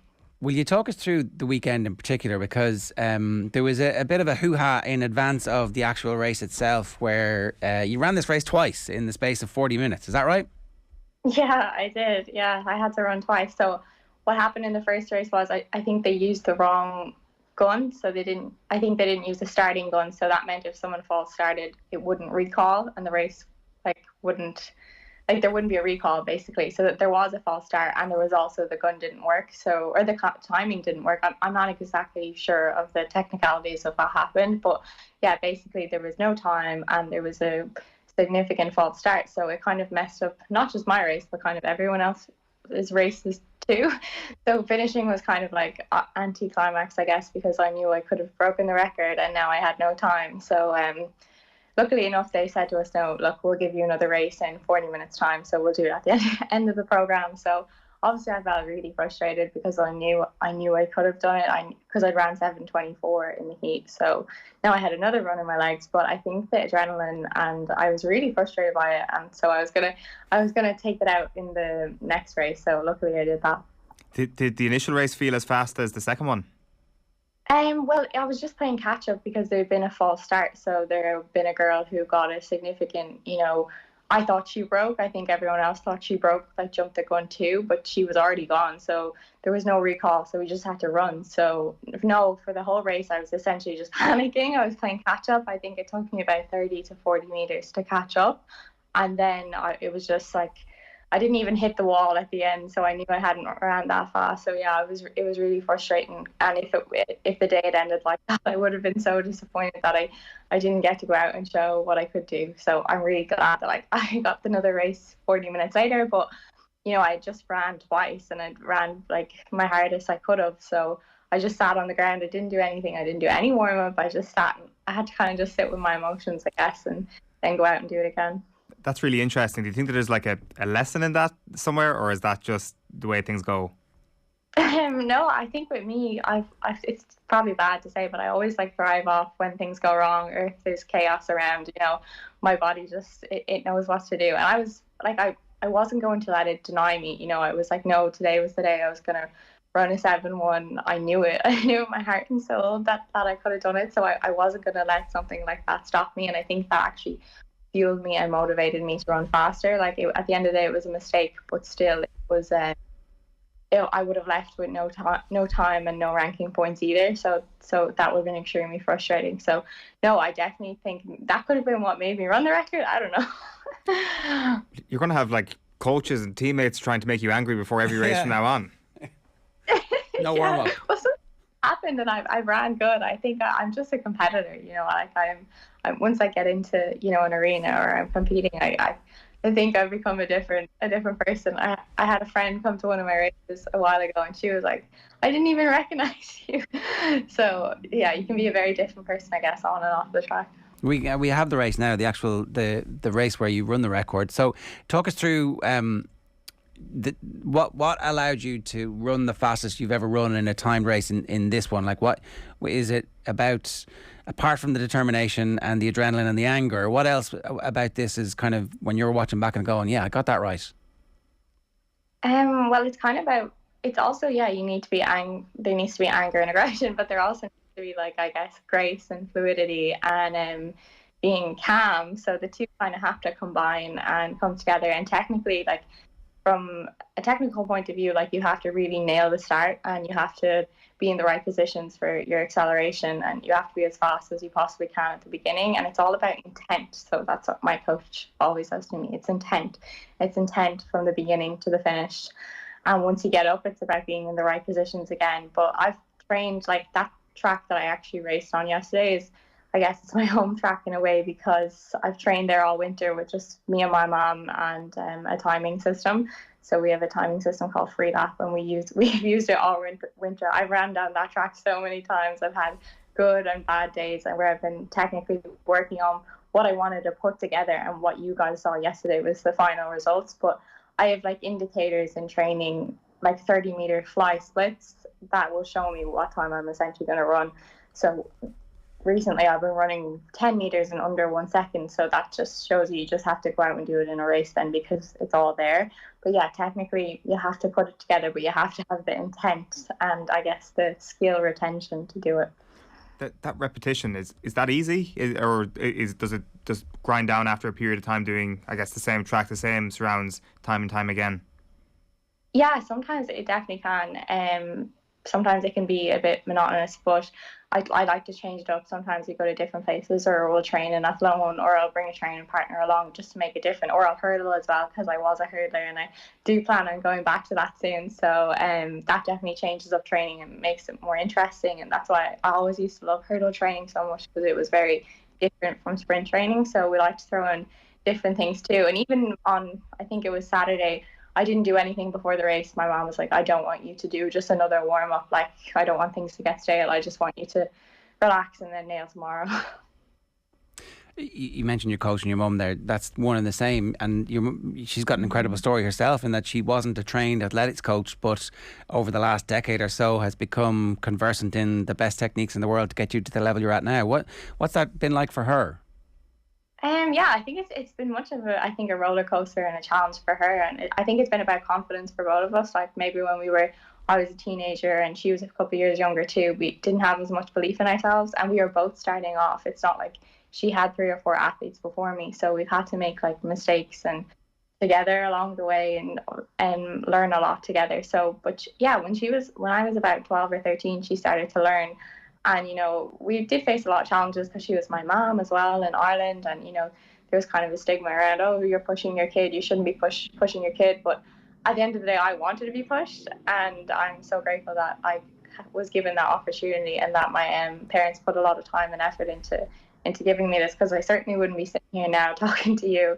So yeah, it was definitely difficult for my mom, but I think she's coming into her own now too, and she's learned so much. And we definitely are a lot more confident in our abilities and what we could do. Because even yesterday she said to me, did you ever think you'd run 7-1? And I said, honestly, no, but she said she knew I would. So yeah, I guess that's the difference. Did she tell you that before the race?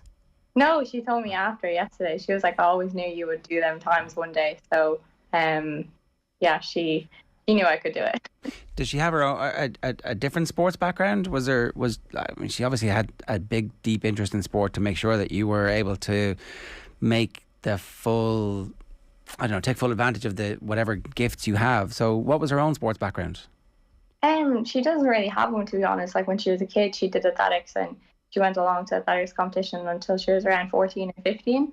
I think she's a Dublin Community Games relay medal, which is really cool. It's in the attic. But no, she didn't really have the same opportunities as I did. So she left sport behind, I guess, and went off and lived her own life. And even when she had kids and stuff, she said she never really planned on like putting them into sport and anything. So I kind of just fell into it. And then my mom really enjoyed it. Like my mom and dad would have always followed like the Olympics and track and field, but they never really had any like depth or knowledge about it. So my mom kind of just fell into it then. So yeah, to come from two people who didn't really have, I guess, big sporting backgrounds to what I'm doing now is pretty significant. But like I said, I think we've learned so much over the past 10 years that now I have the right training program, and we kind of know what to do more to run faster and become better. Because this year we knew over the winter that we wanted a breakthrough year. I didn't want another mediocre year. So yeah, we both pushed each other really hard.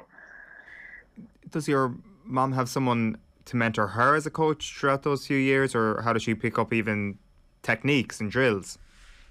Well, she's like bought all the books. She's went to all the coaching conferences. She definitely has people in other countries too that she can pick up the phone and talk to. Like over the years, I think she started off years ago buying a USA track and field book from a coach in America, and that was the first book she ever bought. And I still remember her like showing me the videos when I was 10 or 11. And she kept up with following that program from a coach in, I think it's in Boston somewhere.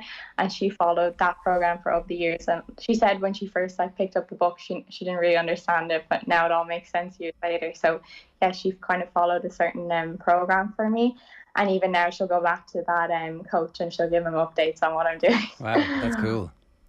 Yeah. And were you fast as a kid? Or like, I mean, obviously you were, but like, was it a clear thing that this is the right path for you? Because I'm just wondering, could there have been other sports? Could you have been a footballer? Could you have done other sports? But actually, it turned out athletics was the thing that you wanted to do because you were good at it early? Yeah, I think I just fell into it very, very early. Like I was about 7 or 8, and then I was probably just like winning, your local competitions by the time I was 9 or 10. But it was just something that I felt like I was good at. But it was funny when I was a kid, I was about 5 or 6. I was playing musical chairs at a sports day, and I won. And I just remembered that feeling, like, and that was such a long time ago. And I was like, "There's nothing can compare to this feeling. I want to do this forever. I want to win things." So then I kind of fell into athletics, and yeah, I can't really imagine myself in another sport. I really love track and field, but I like the individual aspect of it too. I've never really tried out team sports that much, but I definitely do admire them. To go back to the time, right? There's a story that has been doing the rounds about you taping 7:19 to the back of your phone. Is that right? Yeah, I did that. Yeah, I did that a few weeks ago, probably at the beginning in January after all my winter training was done. I just cut out 719 on a piece of paper and I painted it in gold calligraphy ink, and I put it on the back of my phone because I wanted a goal to look at every day, and I'm kind of terribly addicted to my phone, so I had it there to look at, and it was homemade. And yeah, they say you're supposed to like put it out into the universe and not be ashamed of what goal you have, no matter how big it is, because people kept asking me about it, and I was like, it's the time I want to run. And I know they were looking at me like, this girl's a bit mad.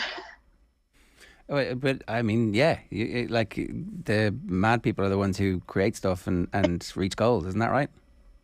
Yeah, like I guess it's kind of a manifestation in a way, but you have to do all the work, to get there. Like you have to do all the work, but it was just an incentive there for me. I always find if over the years, if we write a number down somewhere in, even on a track or in my home gym, it always comes true. What's the next thing that's going to be written on the back of the phone? That's what I was actually thinking. I was like, what number am I going to pick next? Maybe 716 maybe, or something like that. Like I have the World Indoor Championships in just over 2.5 weeks. So going out there and running a PB will definitely be my goal. It will be hard to do, but I think it's in me now. Like I knew the time was there for the weekend, so I'll know through my timing system of the next few weeks what I'm going to do. What else is in that kind of suite of techniques, Molly, in terms of either writing stuff on the back of the phone or other psychological things that you use?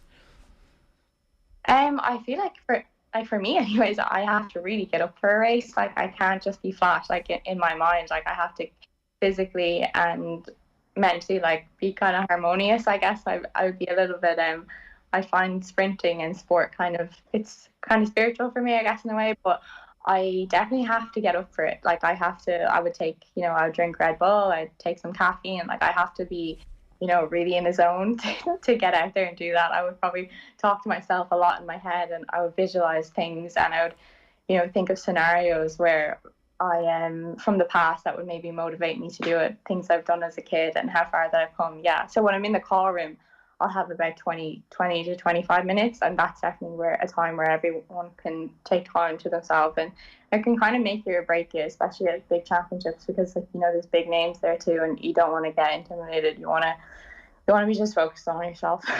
And is that something that your mom would have encouraged, or is that something that you picked up yourself?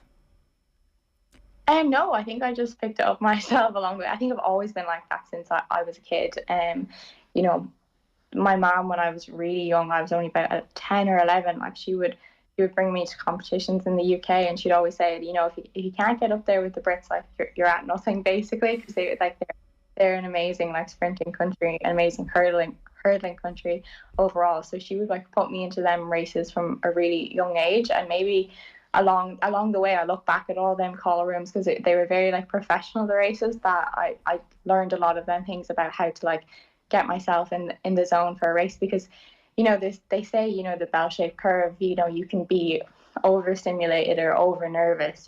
You have to kind of like find the middle line, and that can sometimes be it can be really hard to do. But for me I find that like it's like almost like a red button inside me, and if I don't hit it, then I'm not gonna like do my best performance ever. I know when I'm either underwhelmed or overwhelmed. If like, for instance, I competed in Ostrava a few weeks ago at the Czech Indoor Gala, and we were waiting before we ran on the start line for quite a while, but I got a small cramp in the side of my quad, and I got such a fright. I was like, what am I going to do here? How mentally, like, how am I going to fix myself here? Because I was like, should I run? Should I leave? And I just had so much adrenaline like flowing through my body. I was mentally, I had to really get myself together for the last minute before they called the gun.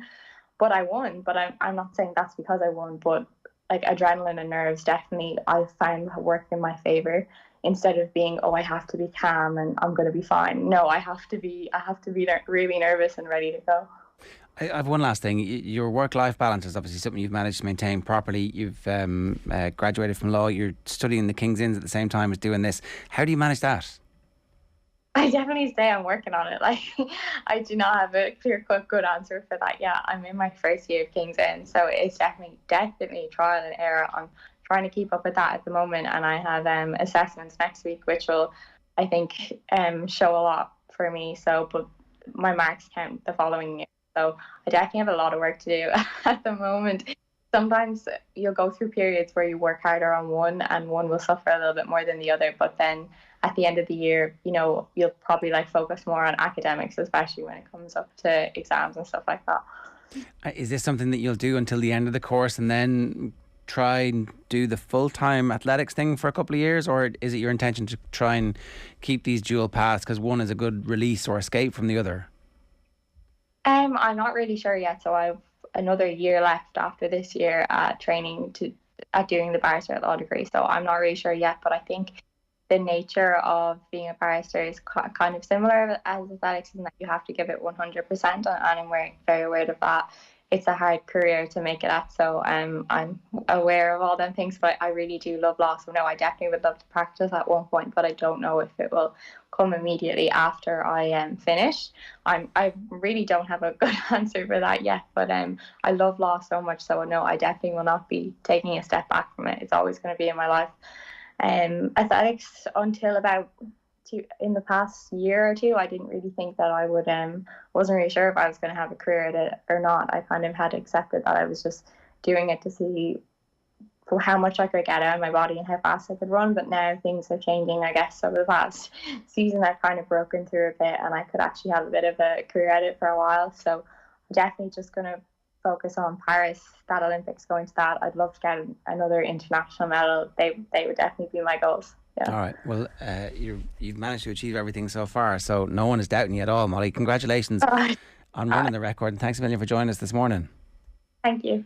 It's Molly Scott there, the fastest woman in Ireland as it stands, and obviously those rivalries are the best part of athletics. We can all get behind them, and they're going to drive each other on to greatness. Yeah, incredible herself and Rashida Adeleke, obviously at the moment, two generational talents possibly, as time will probably judge them over the next little while, and probably success off the track as well. I wonder, will she have become a barrister on the back of her phone as she's doing her exams, and that'll strive her to success. The psychological stuff there was absolutely fascinating. I haven't really heard that stuff before, and I guess maybe when you're operating over such short distances, it is that 25 minutes beforehand where it's make or break, whereas in a longer distance it's like, okay, you settle in, and then it's like, okay, now the mental battle starts. Yeah, for sure. 10 minutes past 9 this morning. If you've got a view, we'd love to hear from you. OTB AM is brought to you live by Gillette Labs for an effortless finish.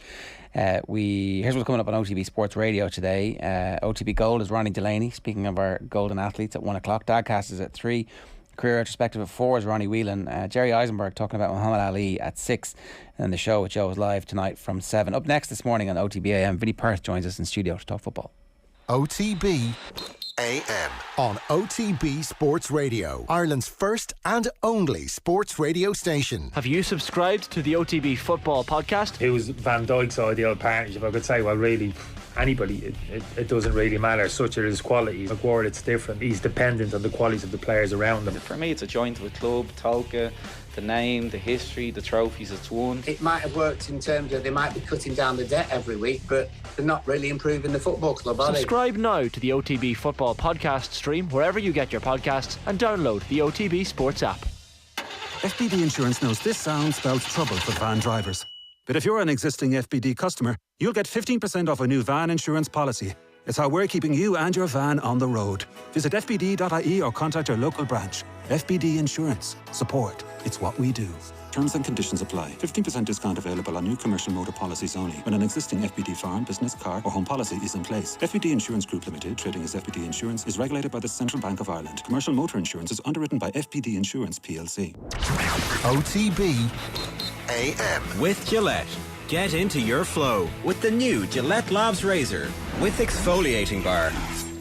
Right, 11 minutes past 9 this morning here on OTB AM. We'll talk to Vinny Perth in a couple of minutes about the latest round of fixtures in the SSE Electricity League. The out-half debate has been settled, apparently. There's no point in having conversation about it anymore. Sexton ran the game against 13-man Italy for the last 20 minutes when they were exhausted, and is therefore way better than Carberry, who can't ever play for Ireland again, according to our texters. Our style of play clearly doesn't suit Carberry, says Craig, who stands back far too often. Sexton attacks the line and always takes the hit before passing, whereas Carberry, likely from getting injured so often, passes too soon. Ireland were simply terrible for those 60 minutes. Sexton came in and steered the ship. You disagree, I sense, from your tone. I just think that there's a mad overreaction to the last 20 minutes where Sexton clearly comes on and influences the game to the point where we scored a lot more points, but the game was over. Either we are committed to building a replacement for Sexton who will be a viable alternative in a World Cup quarter-final, or we're not, and we're just going to ride the Sexton train and we're going to put all the eggs in the Sexton basket and see where that takes us. That has always worked for us before in the World Cup, hasn't it? Hasn't it really worked out for us? I'm looking, you look at the championship table, and if they were to lose against England in Twickenham, I think that Carbery will be back for Scotland, possibly. I know every place matters, but they're still chasing a championship trophy at this point, and it's not beyond the bounds of possibility that it might happen. I don't think it will, but I think it might happen. There's obviously still a chance that it might happen. So I think that's why Sexton's going to start next week. And even if Carbery had been even better last week, then they're going to pick him for the England game. They're going to pick Sexton for the England game. I think so. I don't think that was maybe predetermined. Well, we'll see. All right. Gareth A. Davis was on the show last night talking about the various boxers who have joined up to join the front line in Ukraine, including pound for pound king Vasily Lomachenko. He's a fantastic character.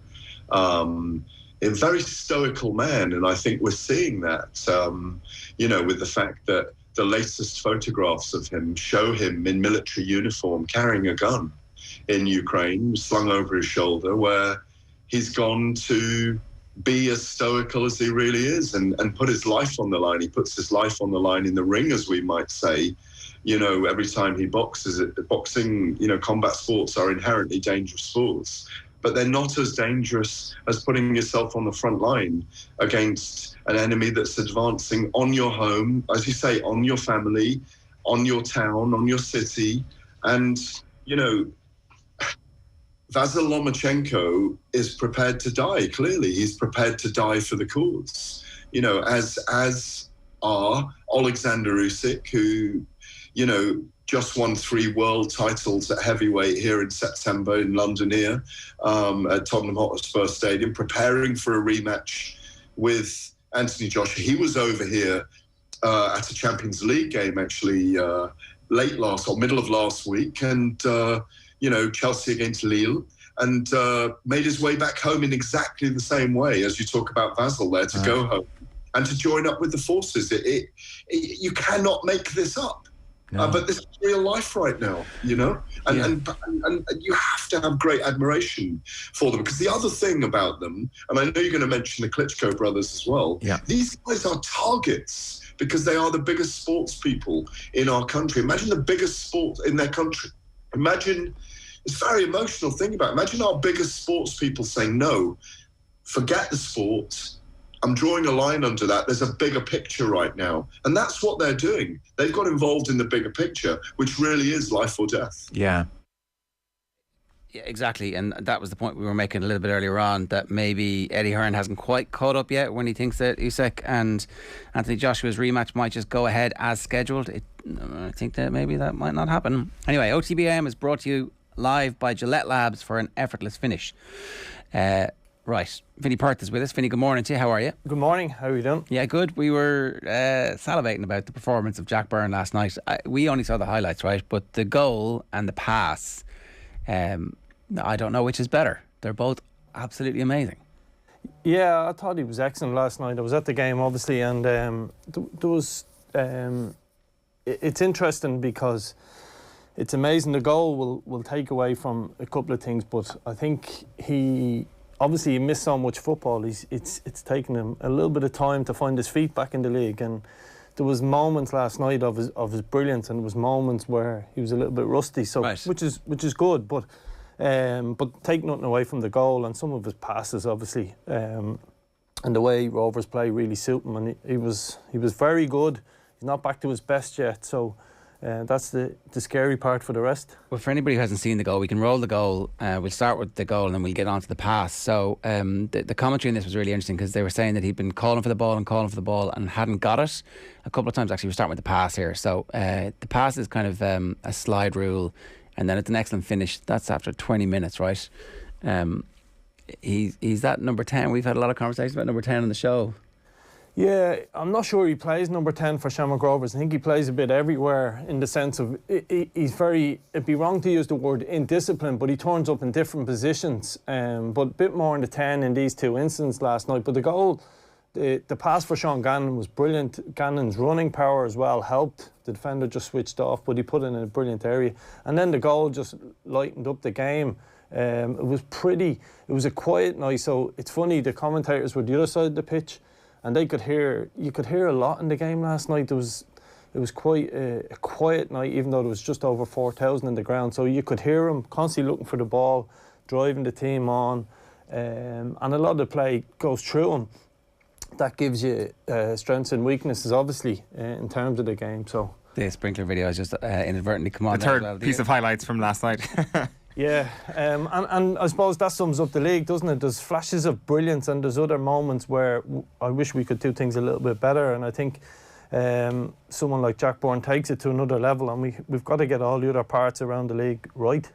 Yeah, look, I think the sprinkler thing, everything was taken in the spirit of it happening, these things happening, you know, there's like dogs on pitches in every sport in the world. There was it happens in the NFL, but to go back to Jack Byrne, right? Like, how long would it take him, do you think, to get up to the level that he's capable of in terms of being able to dominate the way he has done in this league in the past? No, like, don't get me wrong, at times last night he dominated the game, so but he obviously fitness he has to build up. Yeah, it's fitness, it's match, it's we use the word in football a lot now. You hear rhythm. You need to find your rhythm, understanding the movement of players, and he just hasn't played in such a long time. He obviously went away, it didn't work out. He picked up the injury and then came back to Rovers, and it's pre-season and it's never the same. But I think they've been benefited of playing UCD at home and Drogheda at home, with all due respect to, were two easier games where you'd expect them to win. They did. He did a bit of time on the ball last night and he made the most of it. So their challenge, Rovers' challenge, will come over the next couple of weeks. They have a couple of tougher games, but the advantage of having now 4 games under his belt between the President's Cup and the league games mean he's getting very close to his best again, and he's got the passing range and he can light up the league, and we need people like Jack Byrne. But you know that people are going to go and watch the next game just to go and see him now because of those highlights doing the rounds, and that's again the benefit of the streaming that's come in, that every game is going to be the footage is going to be there of every major incident. So like again, kind of you hope that it just builds this sense of anticipation around the league. The other thing that was really important was that they lost against Derry. Yeah. Like if they'd beaten Derry and they were 9 points, 3 games, you'd be like, it's great that there's a good team in the league who's playing football like that, but it's brilliant that Derry beat them. Yeah, I think I'm caught in two minds. I've seen them against Pats where they weren't that good. Pats should have beat them in the President's Cup. They were just okay last night. I think the management will feel the huge improvement. They were only okay, but at the same time, they won the game. They won it comfortably. So there will be a little bit of let's wait and see. I still think Rovers will dominate the league this year. I think the Derry result is good. It gives momentum to Derry in terms of the Brandywell being sold out, and it gives the league an interest. But I still think Rovers will dominate it. Their bench, their squad is phenomenal. Burke hasn't started a game, and for me he's up there. He's not far behind Jack Byrne as the best player in the league. Can they play together? Yeah, of course they can. They have done, and I think they will do. Graham's, whatever's going on there, we don't know whether he's got a bit of an injury or whatever. He hasn't started the game, so but they've got real talent, and I think that will come through in the bigger games. And they'll, as I said, they'll find their rhythm, and I think they're still way ahead of everybody, albeit I think they've started the season slow from what I've seen of them. How much is Jack Byrne benefiting from an interesting career so far, from the Manchester City Academy to the Netherlands to Cyprus and back home at the age of 25 only at this point? Has that given him a maturity beyond most 25-year-olds, do you think? Yeah, I think so. I think when you speak to him, I spoke to him a couple of times, and you get the impression he's someone who's, what's the word I'd use, experienced in the sense of he hasn't had it all easy, but he's also been around a lot of top people, top players. He would have been around Foden and Sancho, two huge world names, but he would have been around them growing up. Another guy, Will Patching, in the league. Those sort of four were the ones that City really earmarked as the next players. So I think the experience as well of going to, I think it was Oldham, and it was really poor and it didn't go well for him. It was a bad club. Makes you realise actually the grass isn't greener on the other side sometimes. That League 1, League 2 football in England can be difficult. Now we know there's some huge clubs there, Sunderland's and Wigan, but he's probably better suited to a more technical game. And sometimes we wax lyrical about League of Ireland and people on the outside go, what are they talking about, when you see the likes of the sprinkler doesn't do us justice. But we have got a very technical game, and it suits people like Jack. We've seen that with European results over the last couple of years, so it suits him. The other results have been kind of inconsistent. So Bows beat Pats beat Shells. Shells won their second game. That's going to happen over the early part of the league, and I kind of feel a little bit like we need that doubt and that. Or would you prefer to see a block of teams who are season on season always progressing, getting better and more dominant? Yeah, I think I was in a couple of weeks ago when we were discussing the start of the league, and I said I didn't know where everybody was because there was so much change. The Bows team lost basically the core of their team, right down the spine of it, and they've started the season quite well, a win and a draw. So I think we're seeing that in the results, as in it is topsy-turvy, for want of a better word. It's only a couple of games, but you see someone like Finn Harps, they've got to go to Dublin on a Friday and then back down to Dundalk on a Monday. You always knew they're going to struggle last night. So you're seeing the full-time team should get the advantage of the Friday, Monday. Hasn't necessarily worked out, but it's one of them, like albeit I think Rovers will dominate the league. The team that has most impressed me was Sligo on Friday night against Pats. They were outstanding on Friday. I didn't see the game obviously last night, but he went up to Derry and got a point. They've had 2 games, 4 points. So it's funny, it's early, it's only 2 or 3 games, but momentum for a team that's average is the wrong word, but another point, they're just under the momentum is huge, and to be in 7, 8, 9, 10 points after 4 or 5 games can carry you all the way through a season, believe it or not. Sometimes you just go on a run and it just doesn't stop. Well, teams get confidence, they feel like they're a part of a movement, everything makes sense. And pressure, like you take Bowes for example, it's a small point, or Shelbourne, they're on 4 points, Drogheda on 0. It's already a cushion, and it's only 2 games, and I know that's and that's the mindset of footballers in dressing rooms. It's a cushion. Yeah, the Shelbourne story is obviously very interesting. It's garnered a lot of attention. Duffer is he's a figure in world football because of a career that he had, and it's great that we're starting to see some of that generation of players come back, and it would be great to see some of the more of them come back and get involved too. Once they leave jobs for other people, of course. There's plenty of jobs to go. Right? No. Yeah, no, it's amazing, like, isn't it, though, the interest in the league? I mean, again, going back to Richmond Park on Friday night, I went in and I normally do the Brian Kerr thing where, you pay in and go over to Cammock, and I actually couldn't watch the game from the Cammock. It was too packed, right? Which was amazing. I had to go back around the main stand and sit down the back. So there's a huge interest in the league.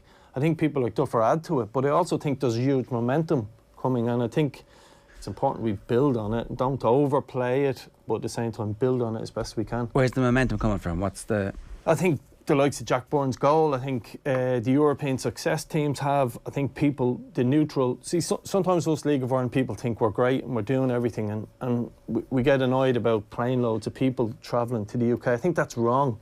I think we're at a bit of a crossroads where stadiums are becoming full, but they're only full of 3,000 and 4,000 people, and we're missing something along the way. The exposure in the league has been brilliant.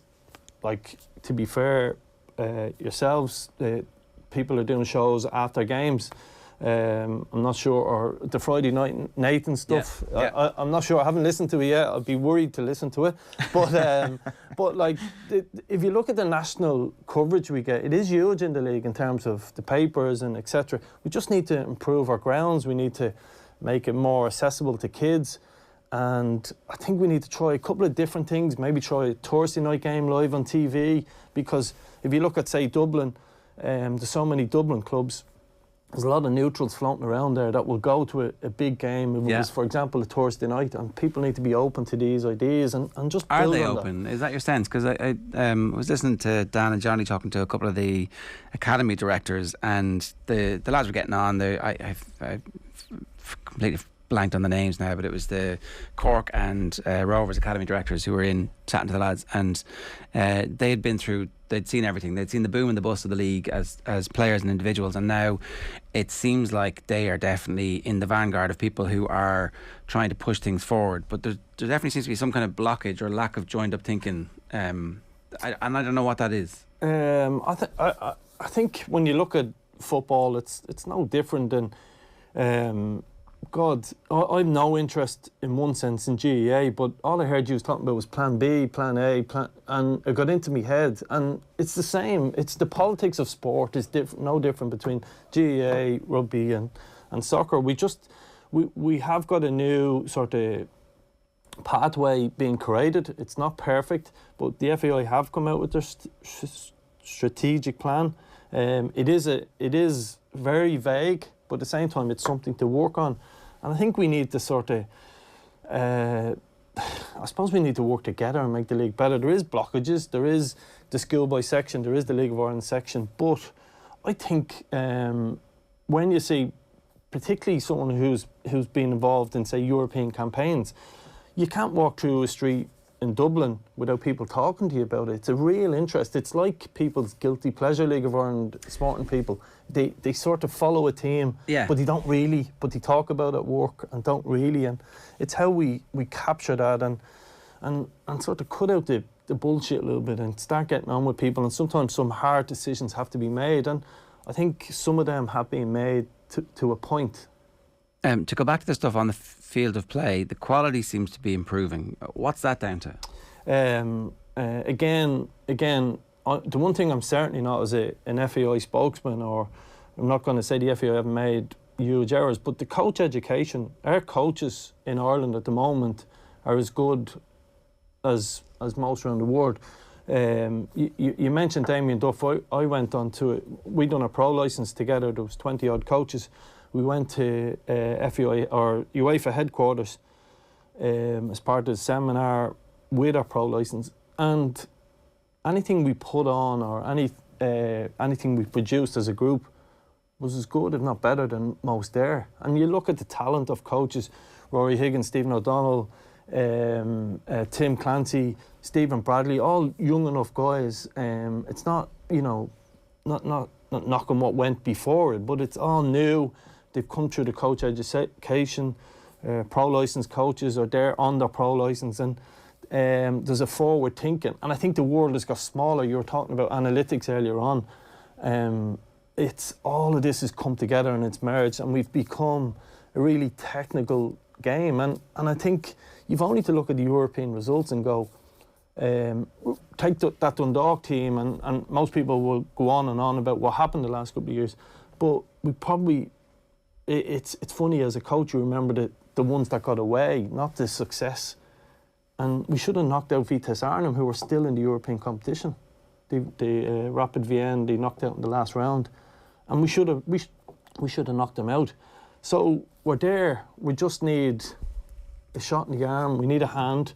Whether that's true, you look at what the council have done in Tallaght, whether it's the government, whatever. We need something just to help us that last little step. And it's the shot in the arm for the teams that are already succeeding. Like, I mean, the other Dundalk comparison that was obviously doing the rounds at the start of this season was with Sheriff Tiraspol when they were beating Real Madrid.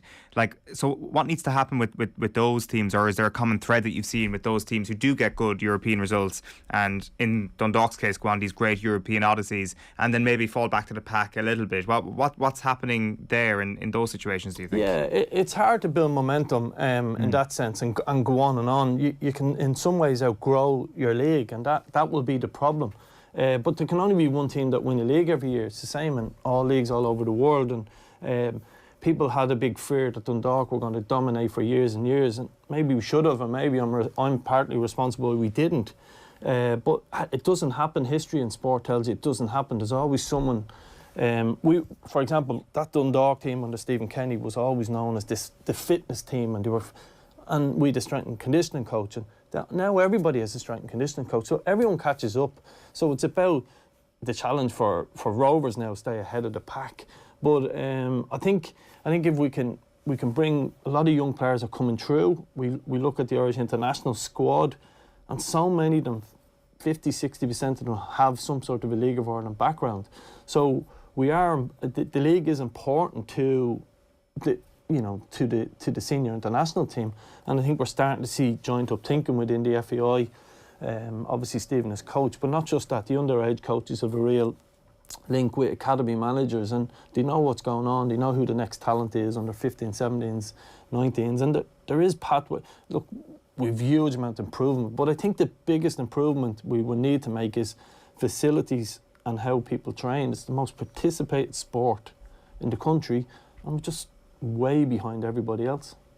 Yeah, once the power is unleashed, it's going to be unstoppable. That's the thing. It's like it really feels like a few strategic investments would make a huge quantum leap forward. But you'll sit in here in a couple of years and you'll have a discussion from a journalist maybe from Iceland or from North Macedonia. How did you do it in football?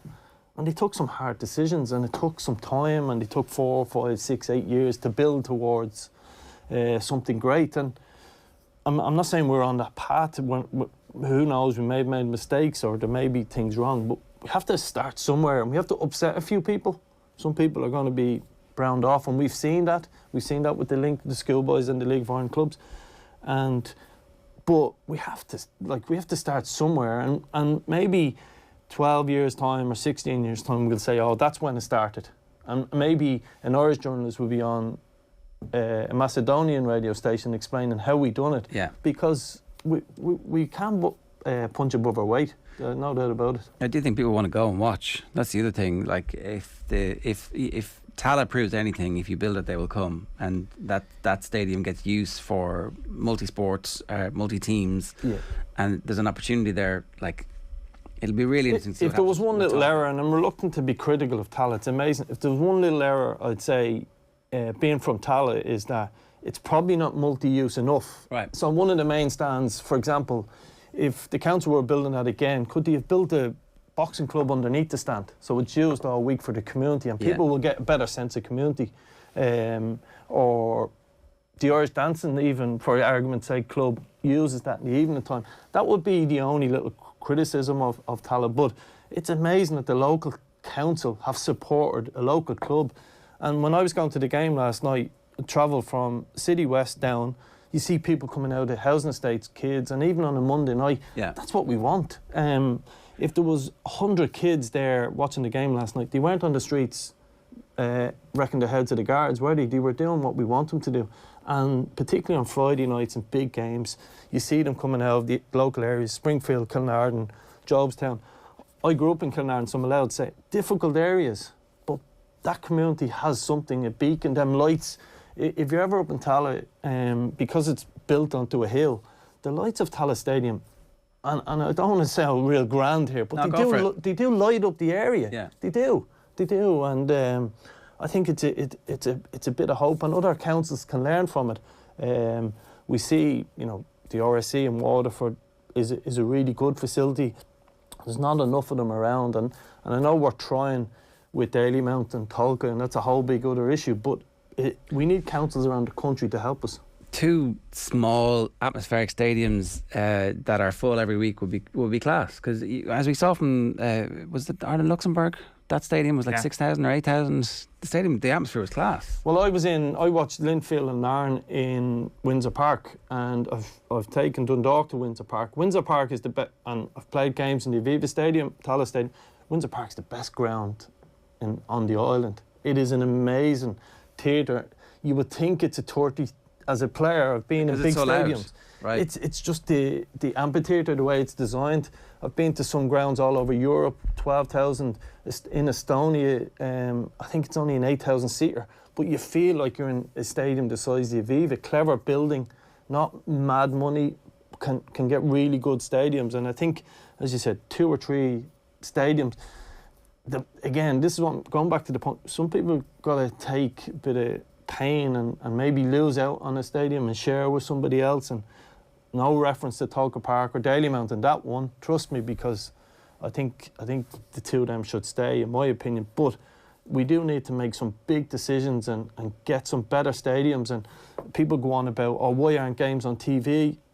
I think it's more than that. To be fair to the likes of RTE or whoever, they're probably setting up the cameras on the top of chip vans at this stage. We've got to do better with our facilities first, and then we can complain about coverage. I do want to ask you about Sligo and the quality of their performances. You were at the game. Pats were coming off the back of was it impressive? It's hard to know because the weather conditions were so terrible against Shells, and Shells were decent in parts of that game. But it was a 3-0 win. You're always going to take that, and they would have bounced into that game pretty confident on the back of what happened last season. Obviously new management, but at the same time the core of that team, some of those most important players still there. So a big win for Sligo on Friday night. Yeah, I thought that as I said, it was the most impressive I've seen. Aidan Kenneth started up front for them, and they'd lost John Kenny to Celtic, and I was a little bit worried. But they were excellent, and the one thing about them was, it sounds pretty basic, but they were so organised, so fit early in the season.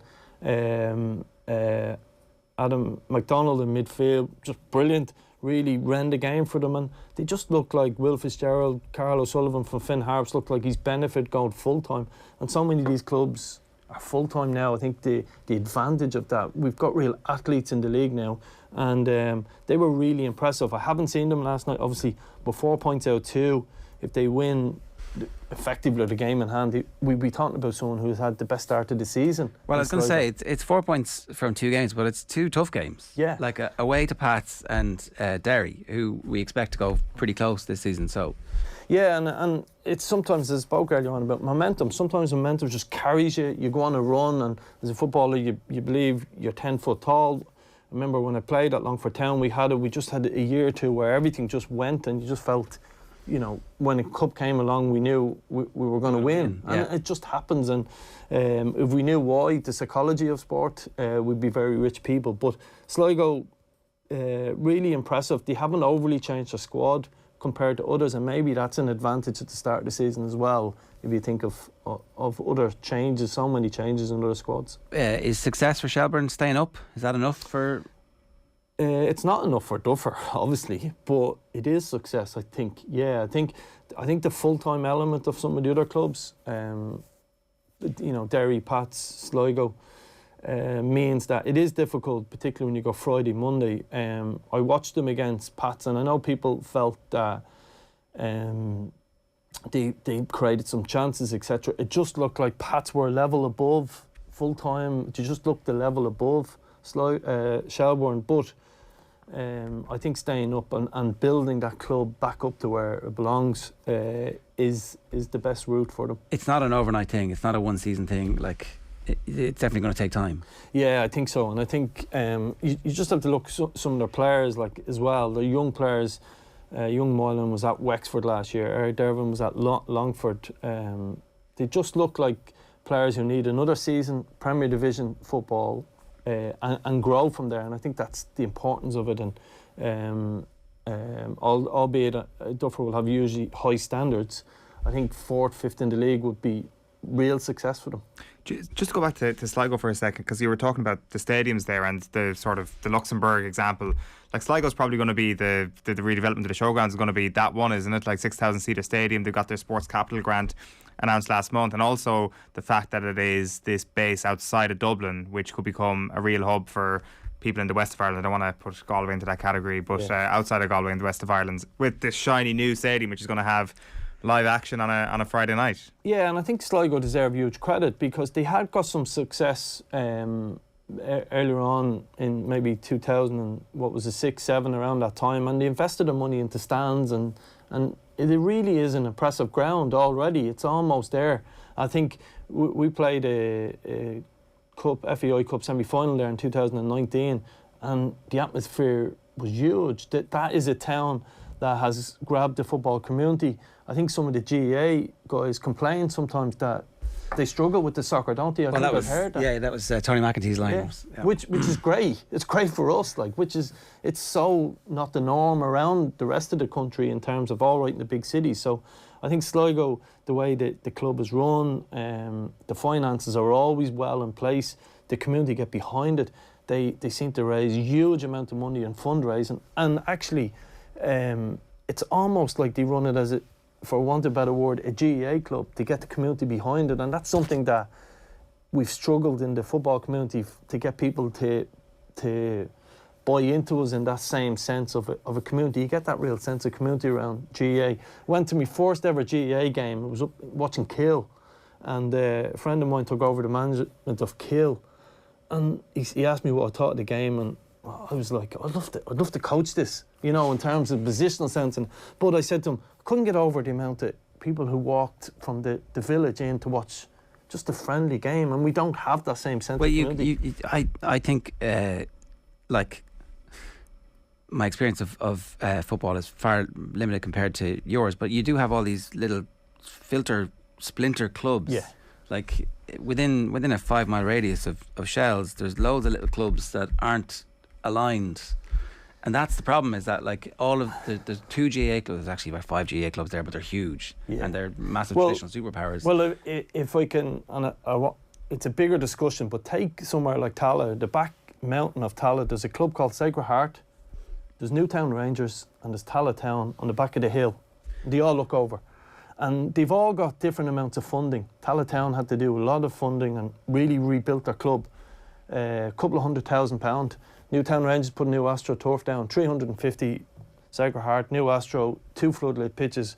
Now they're either getting funding or they're close to funding. So the point I make is, if the council, the FEI, and the people that run them clubs all came together, prime land for building, and said, right, we need to get rid of one ground or maybe 2, and we will build one super ground that we all share, one big clubhouse that if someone wants to use a meeting room, there's a printer, and we share, joined up thinking, and actually the council go and give them a hand, and all the funding is centralised instead of the parish pump element to it, where there's $100,000 to give you, and it's nearly good.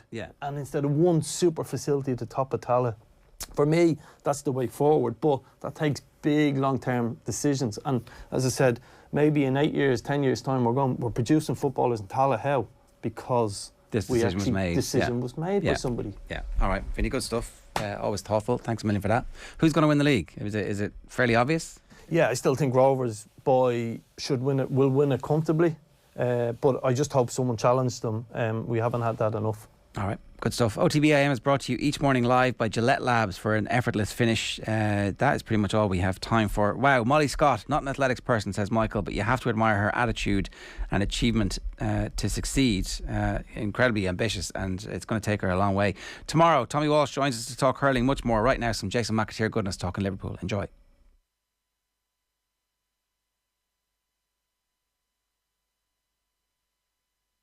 Now you're very welcome back to the show. So we're going to talk a bit more about the Carabao Cup final. Very happy to bring in Republic of Ireland international, former Liverpool player, Jason McAteer. Hey Jason, good to talk to you.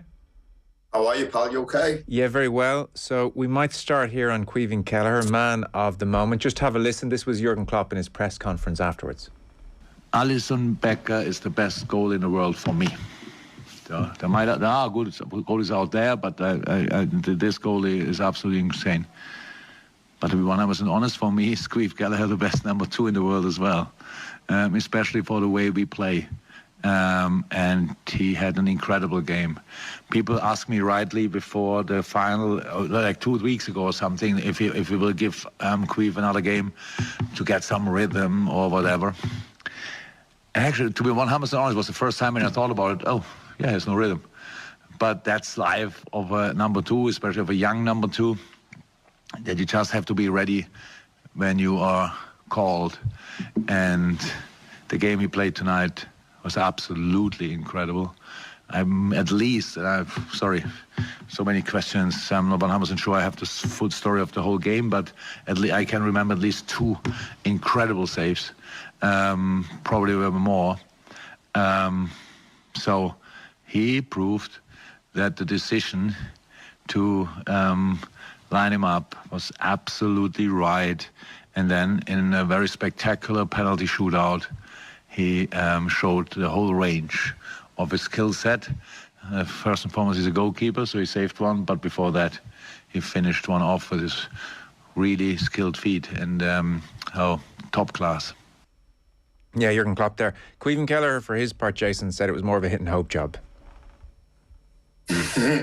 What was the hit and hope? John, what did he mean, hit and hope? The penalty. They were asking him, you were played outfield when you were younger. Did you channel your younger days? And he said, no, it was hit and hope.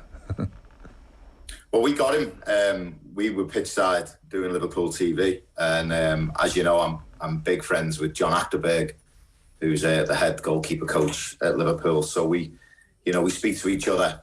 Go on, my kids are walking in now. They're so happy as well. My kids, they were ringing me right through the game. So we got John over, and we talked to him just before we went on air, and I said, get Caoimhín to come over, and he said okay. So he came over and we done an interview with him. It was great. I mean, he was so laid back. I think he was more nervous coming on the channel than actually being picked for the game and playing the whole game. and then taking the penalty. And we asked him about the penalty, and he said he seen Kepa move, and he obviously must have changed his mind, and he stuck it, he stuck into the back of the net, which was which was fantastic. But it was just the whole story of this Carabao Cup run.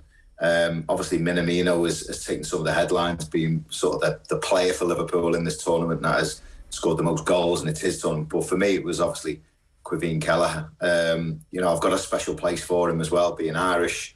We haven't had an Irish player feature, I think, since Steve Finnan, I think. So it's great to have him around the club.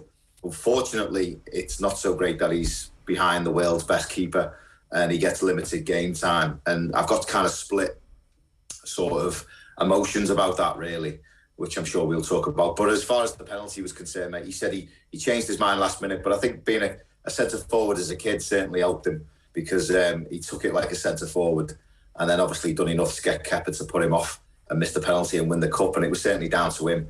And it was that fairy tale story that we all hoped for. That was the outcome. You said there you're close to the Liverpool goalkeeping coach, so obviously I'd say you've been aware of Kelleher coming for quite some time, and now we're all starting to see him over the last while. Is he Premier League standard? I mean, will there be Premier League clubs asking Liverpool if they're interested in parting ways with him? Can we say that at this stage now? Absolutely.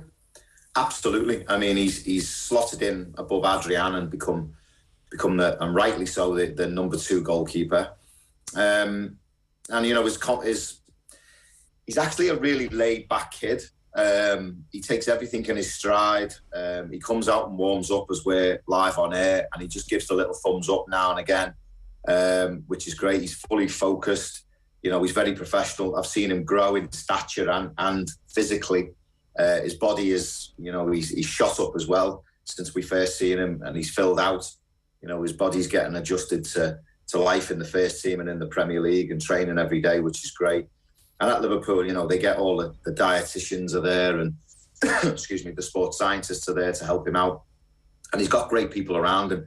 John Achterberg's there, as I mentioned before, he's like a professor of goalkeeping. John just never goes home. He just stays at the training ground and just studies goalkeeping. So, and he's got the backing of Adrian, he's got the backing of Alisson, and they love him as well. They treat him as a proper character around the place, and they've got their arm around the shoulder for him, because they know it's difficult because game time is very limited. But I'd certainly say Premier League teams are looking after him, Joe, or looking out for him, Joe, I would certainly say that. Man, he's calm on the ball and good on the ball, isn't he? Like Klopp was even saying, it is difficult when you get no rhythm and you're thrown into these big games, which makes it doubly difficult. But pretty much from day one in a Liverpool jersey, he has just looked like he has the trust of the defenders when he has the ball at his feet, which is really impressive. Someone that young, I mean, lots of very, very good goalkeepers have had horrible mishaps with balls at their feet, and he looks the real deal in that department. This was it yesterday. We knew a while back that he was going to start the game. We'd done a couple of shows and we spoke about him in the build-up. And I was a bit, it's the cup final, the quadruple is still on. To gain momentum to win this, it's a big competition after COVID for us to celebrate. Obviously, we didn't get to celebrate the league, so we knew there was going to be a lot of hype around the game. And it is a step up from dropping in to play a Champions League game or a Premier League game. To play a final for Liverpool was a massive call. And I actually thought the manager might go for Alisson and just take him out of the team, but we found out early doors that he was going to play. So obviously he would have been preparing mentally for that. But like you said, not being in the team and not getting enough game time, you can look a little bit rusty, and you don't want it to go wrong for him either. You don't want the fairy tale to all of a sudden collapse and he makes a mistake and he makes the headlines for all the wrong reasons, cost Liverpool the cup and all this, as we see. But the day went really well. I mean, reaction-wise, he's fantastic. He's very calm in his decision-making. He's very controlled, methodical the way he goes about things. And to be a modern-day keeper, as you know, boys, you've got to be able to play with your feet. And I think, growing up as a centre-forward and playing outfield obviously has certainly helped him. But John works a lot, behind the scenes. I've seen them train. He works a lot with the feet, distribution, short passing, left foot, right foot. He's very confident with his left foot. As you've seen yesterday, his distribution yesterday was great. And his decision-making is fantastic. When to come for a ball, them decisions. He's got it all in the locker. And I mentioned before about my split sort of feelings about it. Of course, I want him to stay around the club. Of course I do. He's arguably, like Jürgen said, the best number 2 in the Premier League. But I want him to go and have a career. I want him to go and enjoy his football life and play week in, week out. And I don't see him doing that at Liverpool. And he's going to come to a crossroads where he's going to have to make that decision. And we'll have to see what he decides to do. But, you know, I can't talk more highly as a goalkeeper, but also as a person as well. He's a great kid. He's a fantastic kid. Yeah. We might be at that crossroads. I mean, you wonder now what more he can gain from being number 2. He's kind of ticked a lot of boxes here. Would Liverpool be willing to sell him to Premier League teams is another question mark. I don't think they'd want to sell him at all. You know, and I think the way Jürgen's handling him, you know, he's thrown him into the Carabao Cup final yesterday. I mean, you know, maybe he might have thrown his toys out the pram and thought enough is enough if he'd not been selected yesterday. But, you know, Jürgen's made that decision. He's a big part of the squad. And that's the big thing about a manager, isn't it? You know, Sir Alex Ferguson had it in abundance, is keeping the players out of the team, is keeping them happy. That's the secret. And, you know, we've got a manager who's managing to do that with all the players through the squad. And Quivine is obviously a part of that. And he's keeping him happy. He seems to be happy. Is he at that crossroads? He probably is, because you've got to think, like, after yesterday, the elation of playing in that final and playing in that game is only going to whet the appetite, isn't it? It's only going to whet the appetite to think, I want to play week in, week out, and, you know, I want to be part of something. I want to play in front of 40,000, 50,000 every week. But that's a big decision he's going to have to make, I think. Yeah, it sure is. What about the game generally then? I mean, as 0-0 draws over 120 minutes go, is pretty good stuff. Oh, man, well, you know, we built the game up. There've been fantastic Premier League games between the two, and the 1-1 and the 2-2. And really going into the game, form-wise, there was nothing really between them. You know, both sets of teams and defensive records were very, very good. I think Chelsea were 4 clean sheets out the last 6. I think Liverpool are second behind City with clean sheets. So defensively, it was always going to be a tough ask to score goals for each team. I felt Liverpool had more in that front area. The big call was Lukaku going to play? How was he going to get Mason Mount in the team? Too sure for Klopp. The big calls was obviously Jota. Does he start? And obviously you play centre half. Was it Matip or Konate? But you know, when the teams quickly come out, it was evident how they were both going to set up and what the plan was. And I thought it was like 2 heavyweights throwing punches. I thought Chelsea come out swinging, probably had the best of the first 15 minutes. And that, you know, probably if you look back at the game, Mason Mount should have had a hat-trick, in all honesty. Mendy makes that unbelievable save from Mane then when Liverpool start throwing punches, and it was just backwards and forwards. And as you said, Joe, I think it was the best 120 minutes, a 0-0 draw you'll ever see. And then it goes to penalties, and you know, the Kepa situation, you know, everyone's still talking about it now. I think it was, obviously he's a bit more of a specialist with Mendy, but I also think Tuchel likes to play on the psychological side of the game, and I think bringing him on may have thought, oh, we're planting a bit of a seed in the Liverpool's players here, and psychologically we'll have the advantage. But the Liverpool players have been in this situation, maybe not in penalty shootouts, but have been in this big sort of emotional situation, psychological situation before. And I think you see with the penalties, Fab with his little Panenka, and then the Verge, you know, he gave him a postage stamp to hit it, and he put it right in the middle of it, didn't he? What was your read on that? And like Van Dijk looked back at him as almost to say, show me a bit more professional courtesy, pulling a stunt like that with me, like not too impressed with that, and that's why I stuck it in that side anyway. I mean, just by the law of physics, I'm going to ask you what you would have done. I might have gone for the other side thinking, well, it's going to be harder for him to get over there. So there was a real like alpha statement there on Van Dijk's part, which was absolutely hilarious when it worked out. But say it had been saved, you would be kind of thinking, maybe you should have gone the other side. Well, it is the cat and mouse, isn't it? When a goalkeeper shows you a big space, he's asking you to hit it in there. And it is that cat and mouse, isn't it? And as you said, Verge is very alpha, isn't he? But also calm and will take on the challenge. And I personally think the look back was, there might have been something in the individual penalty, but Kepa, I thought Stuart Atwell, you know, over the game, the whole game and even into the penalties was poor, to be honest. You know, he let a lot of things go.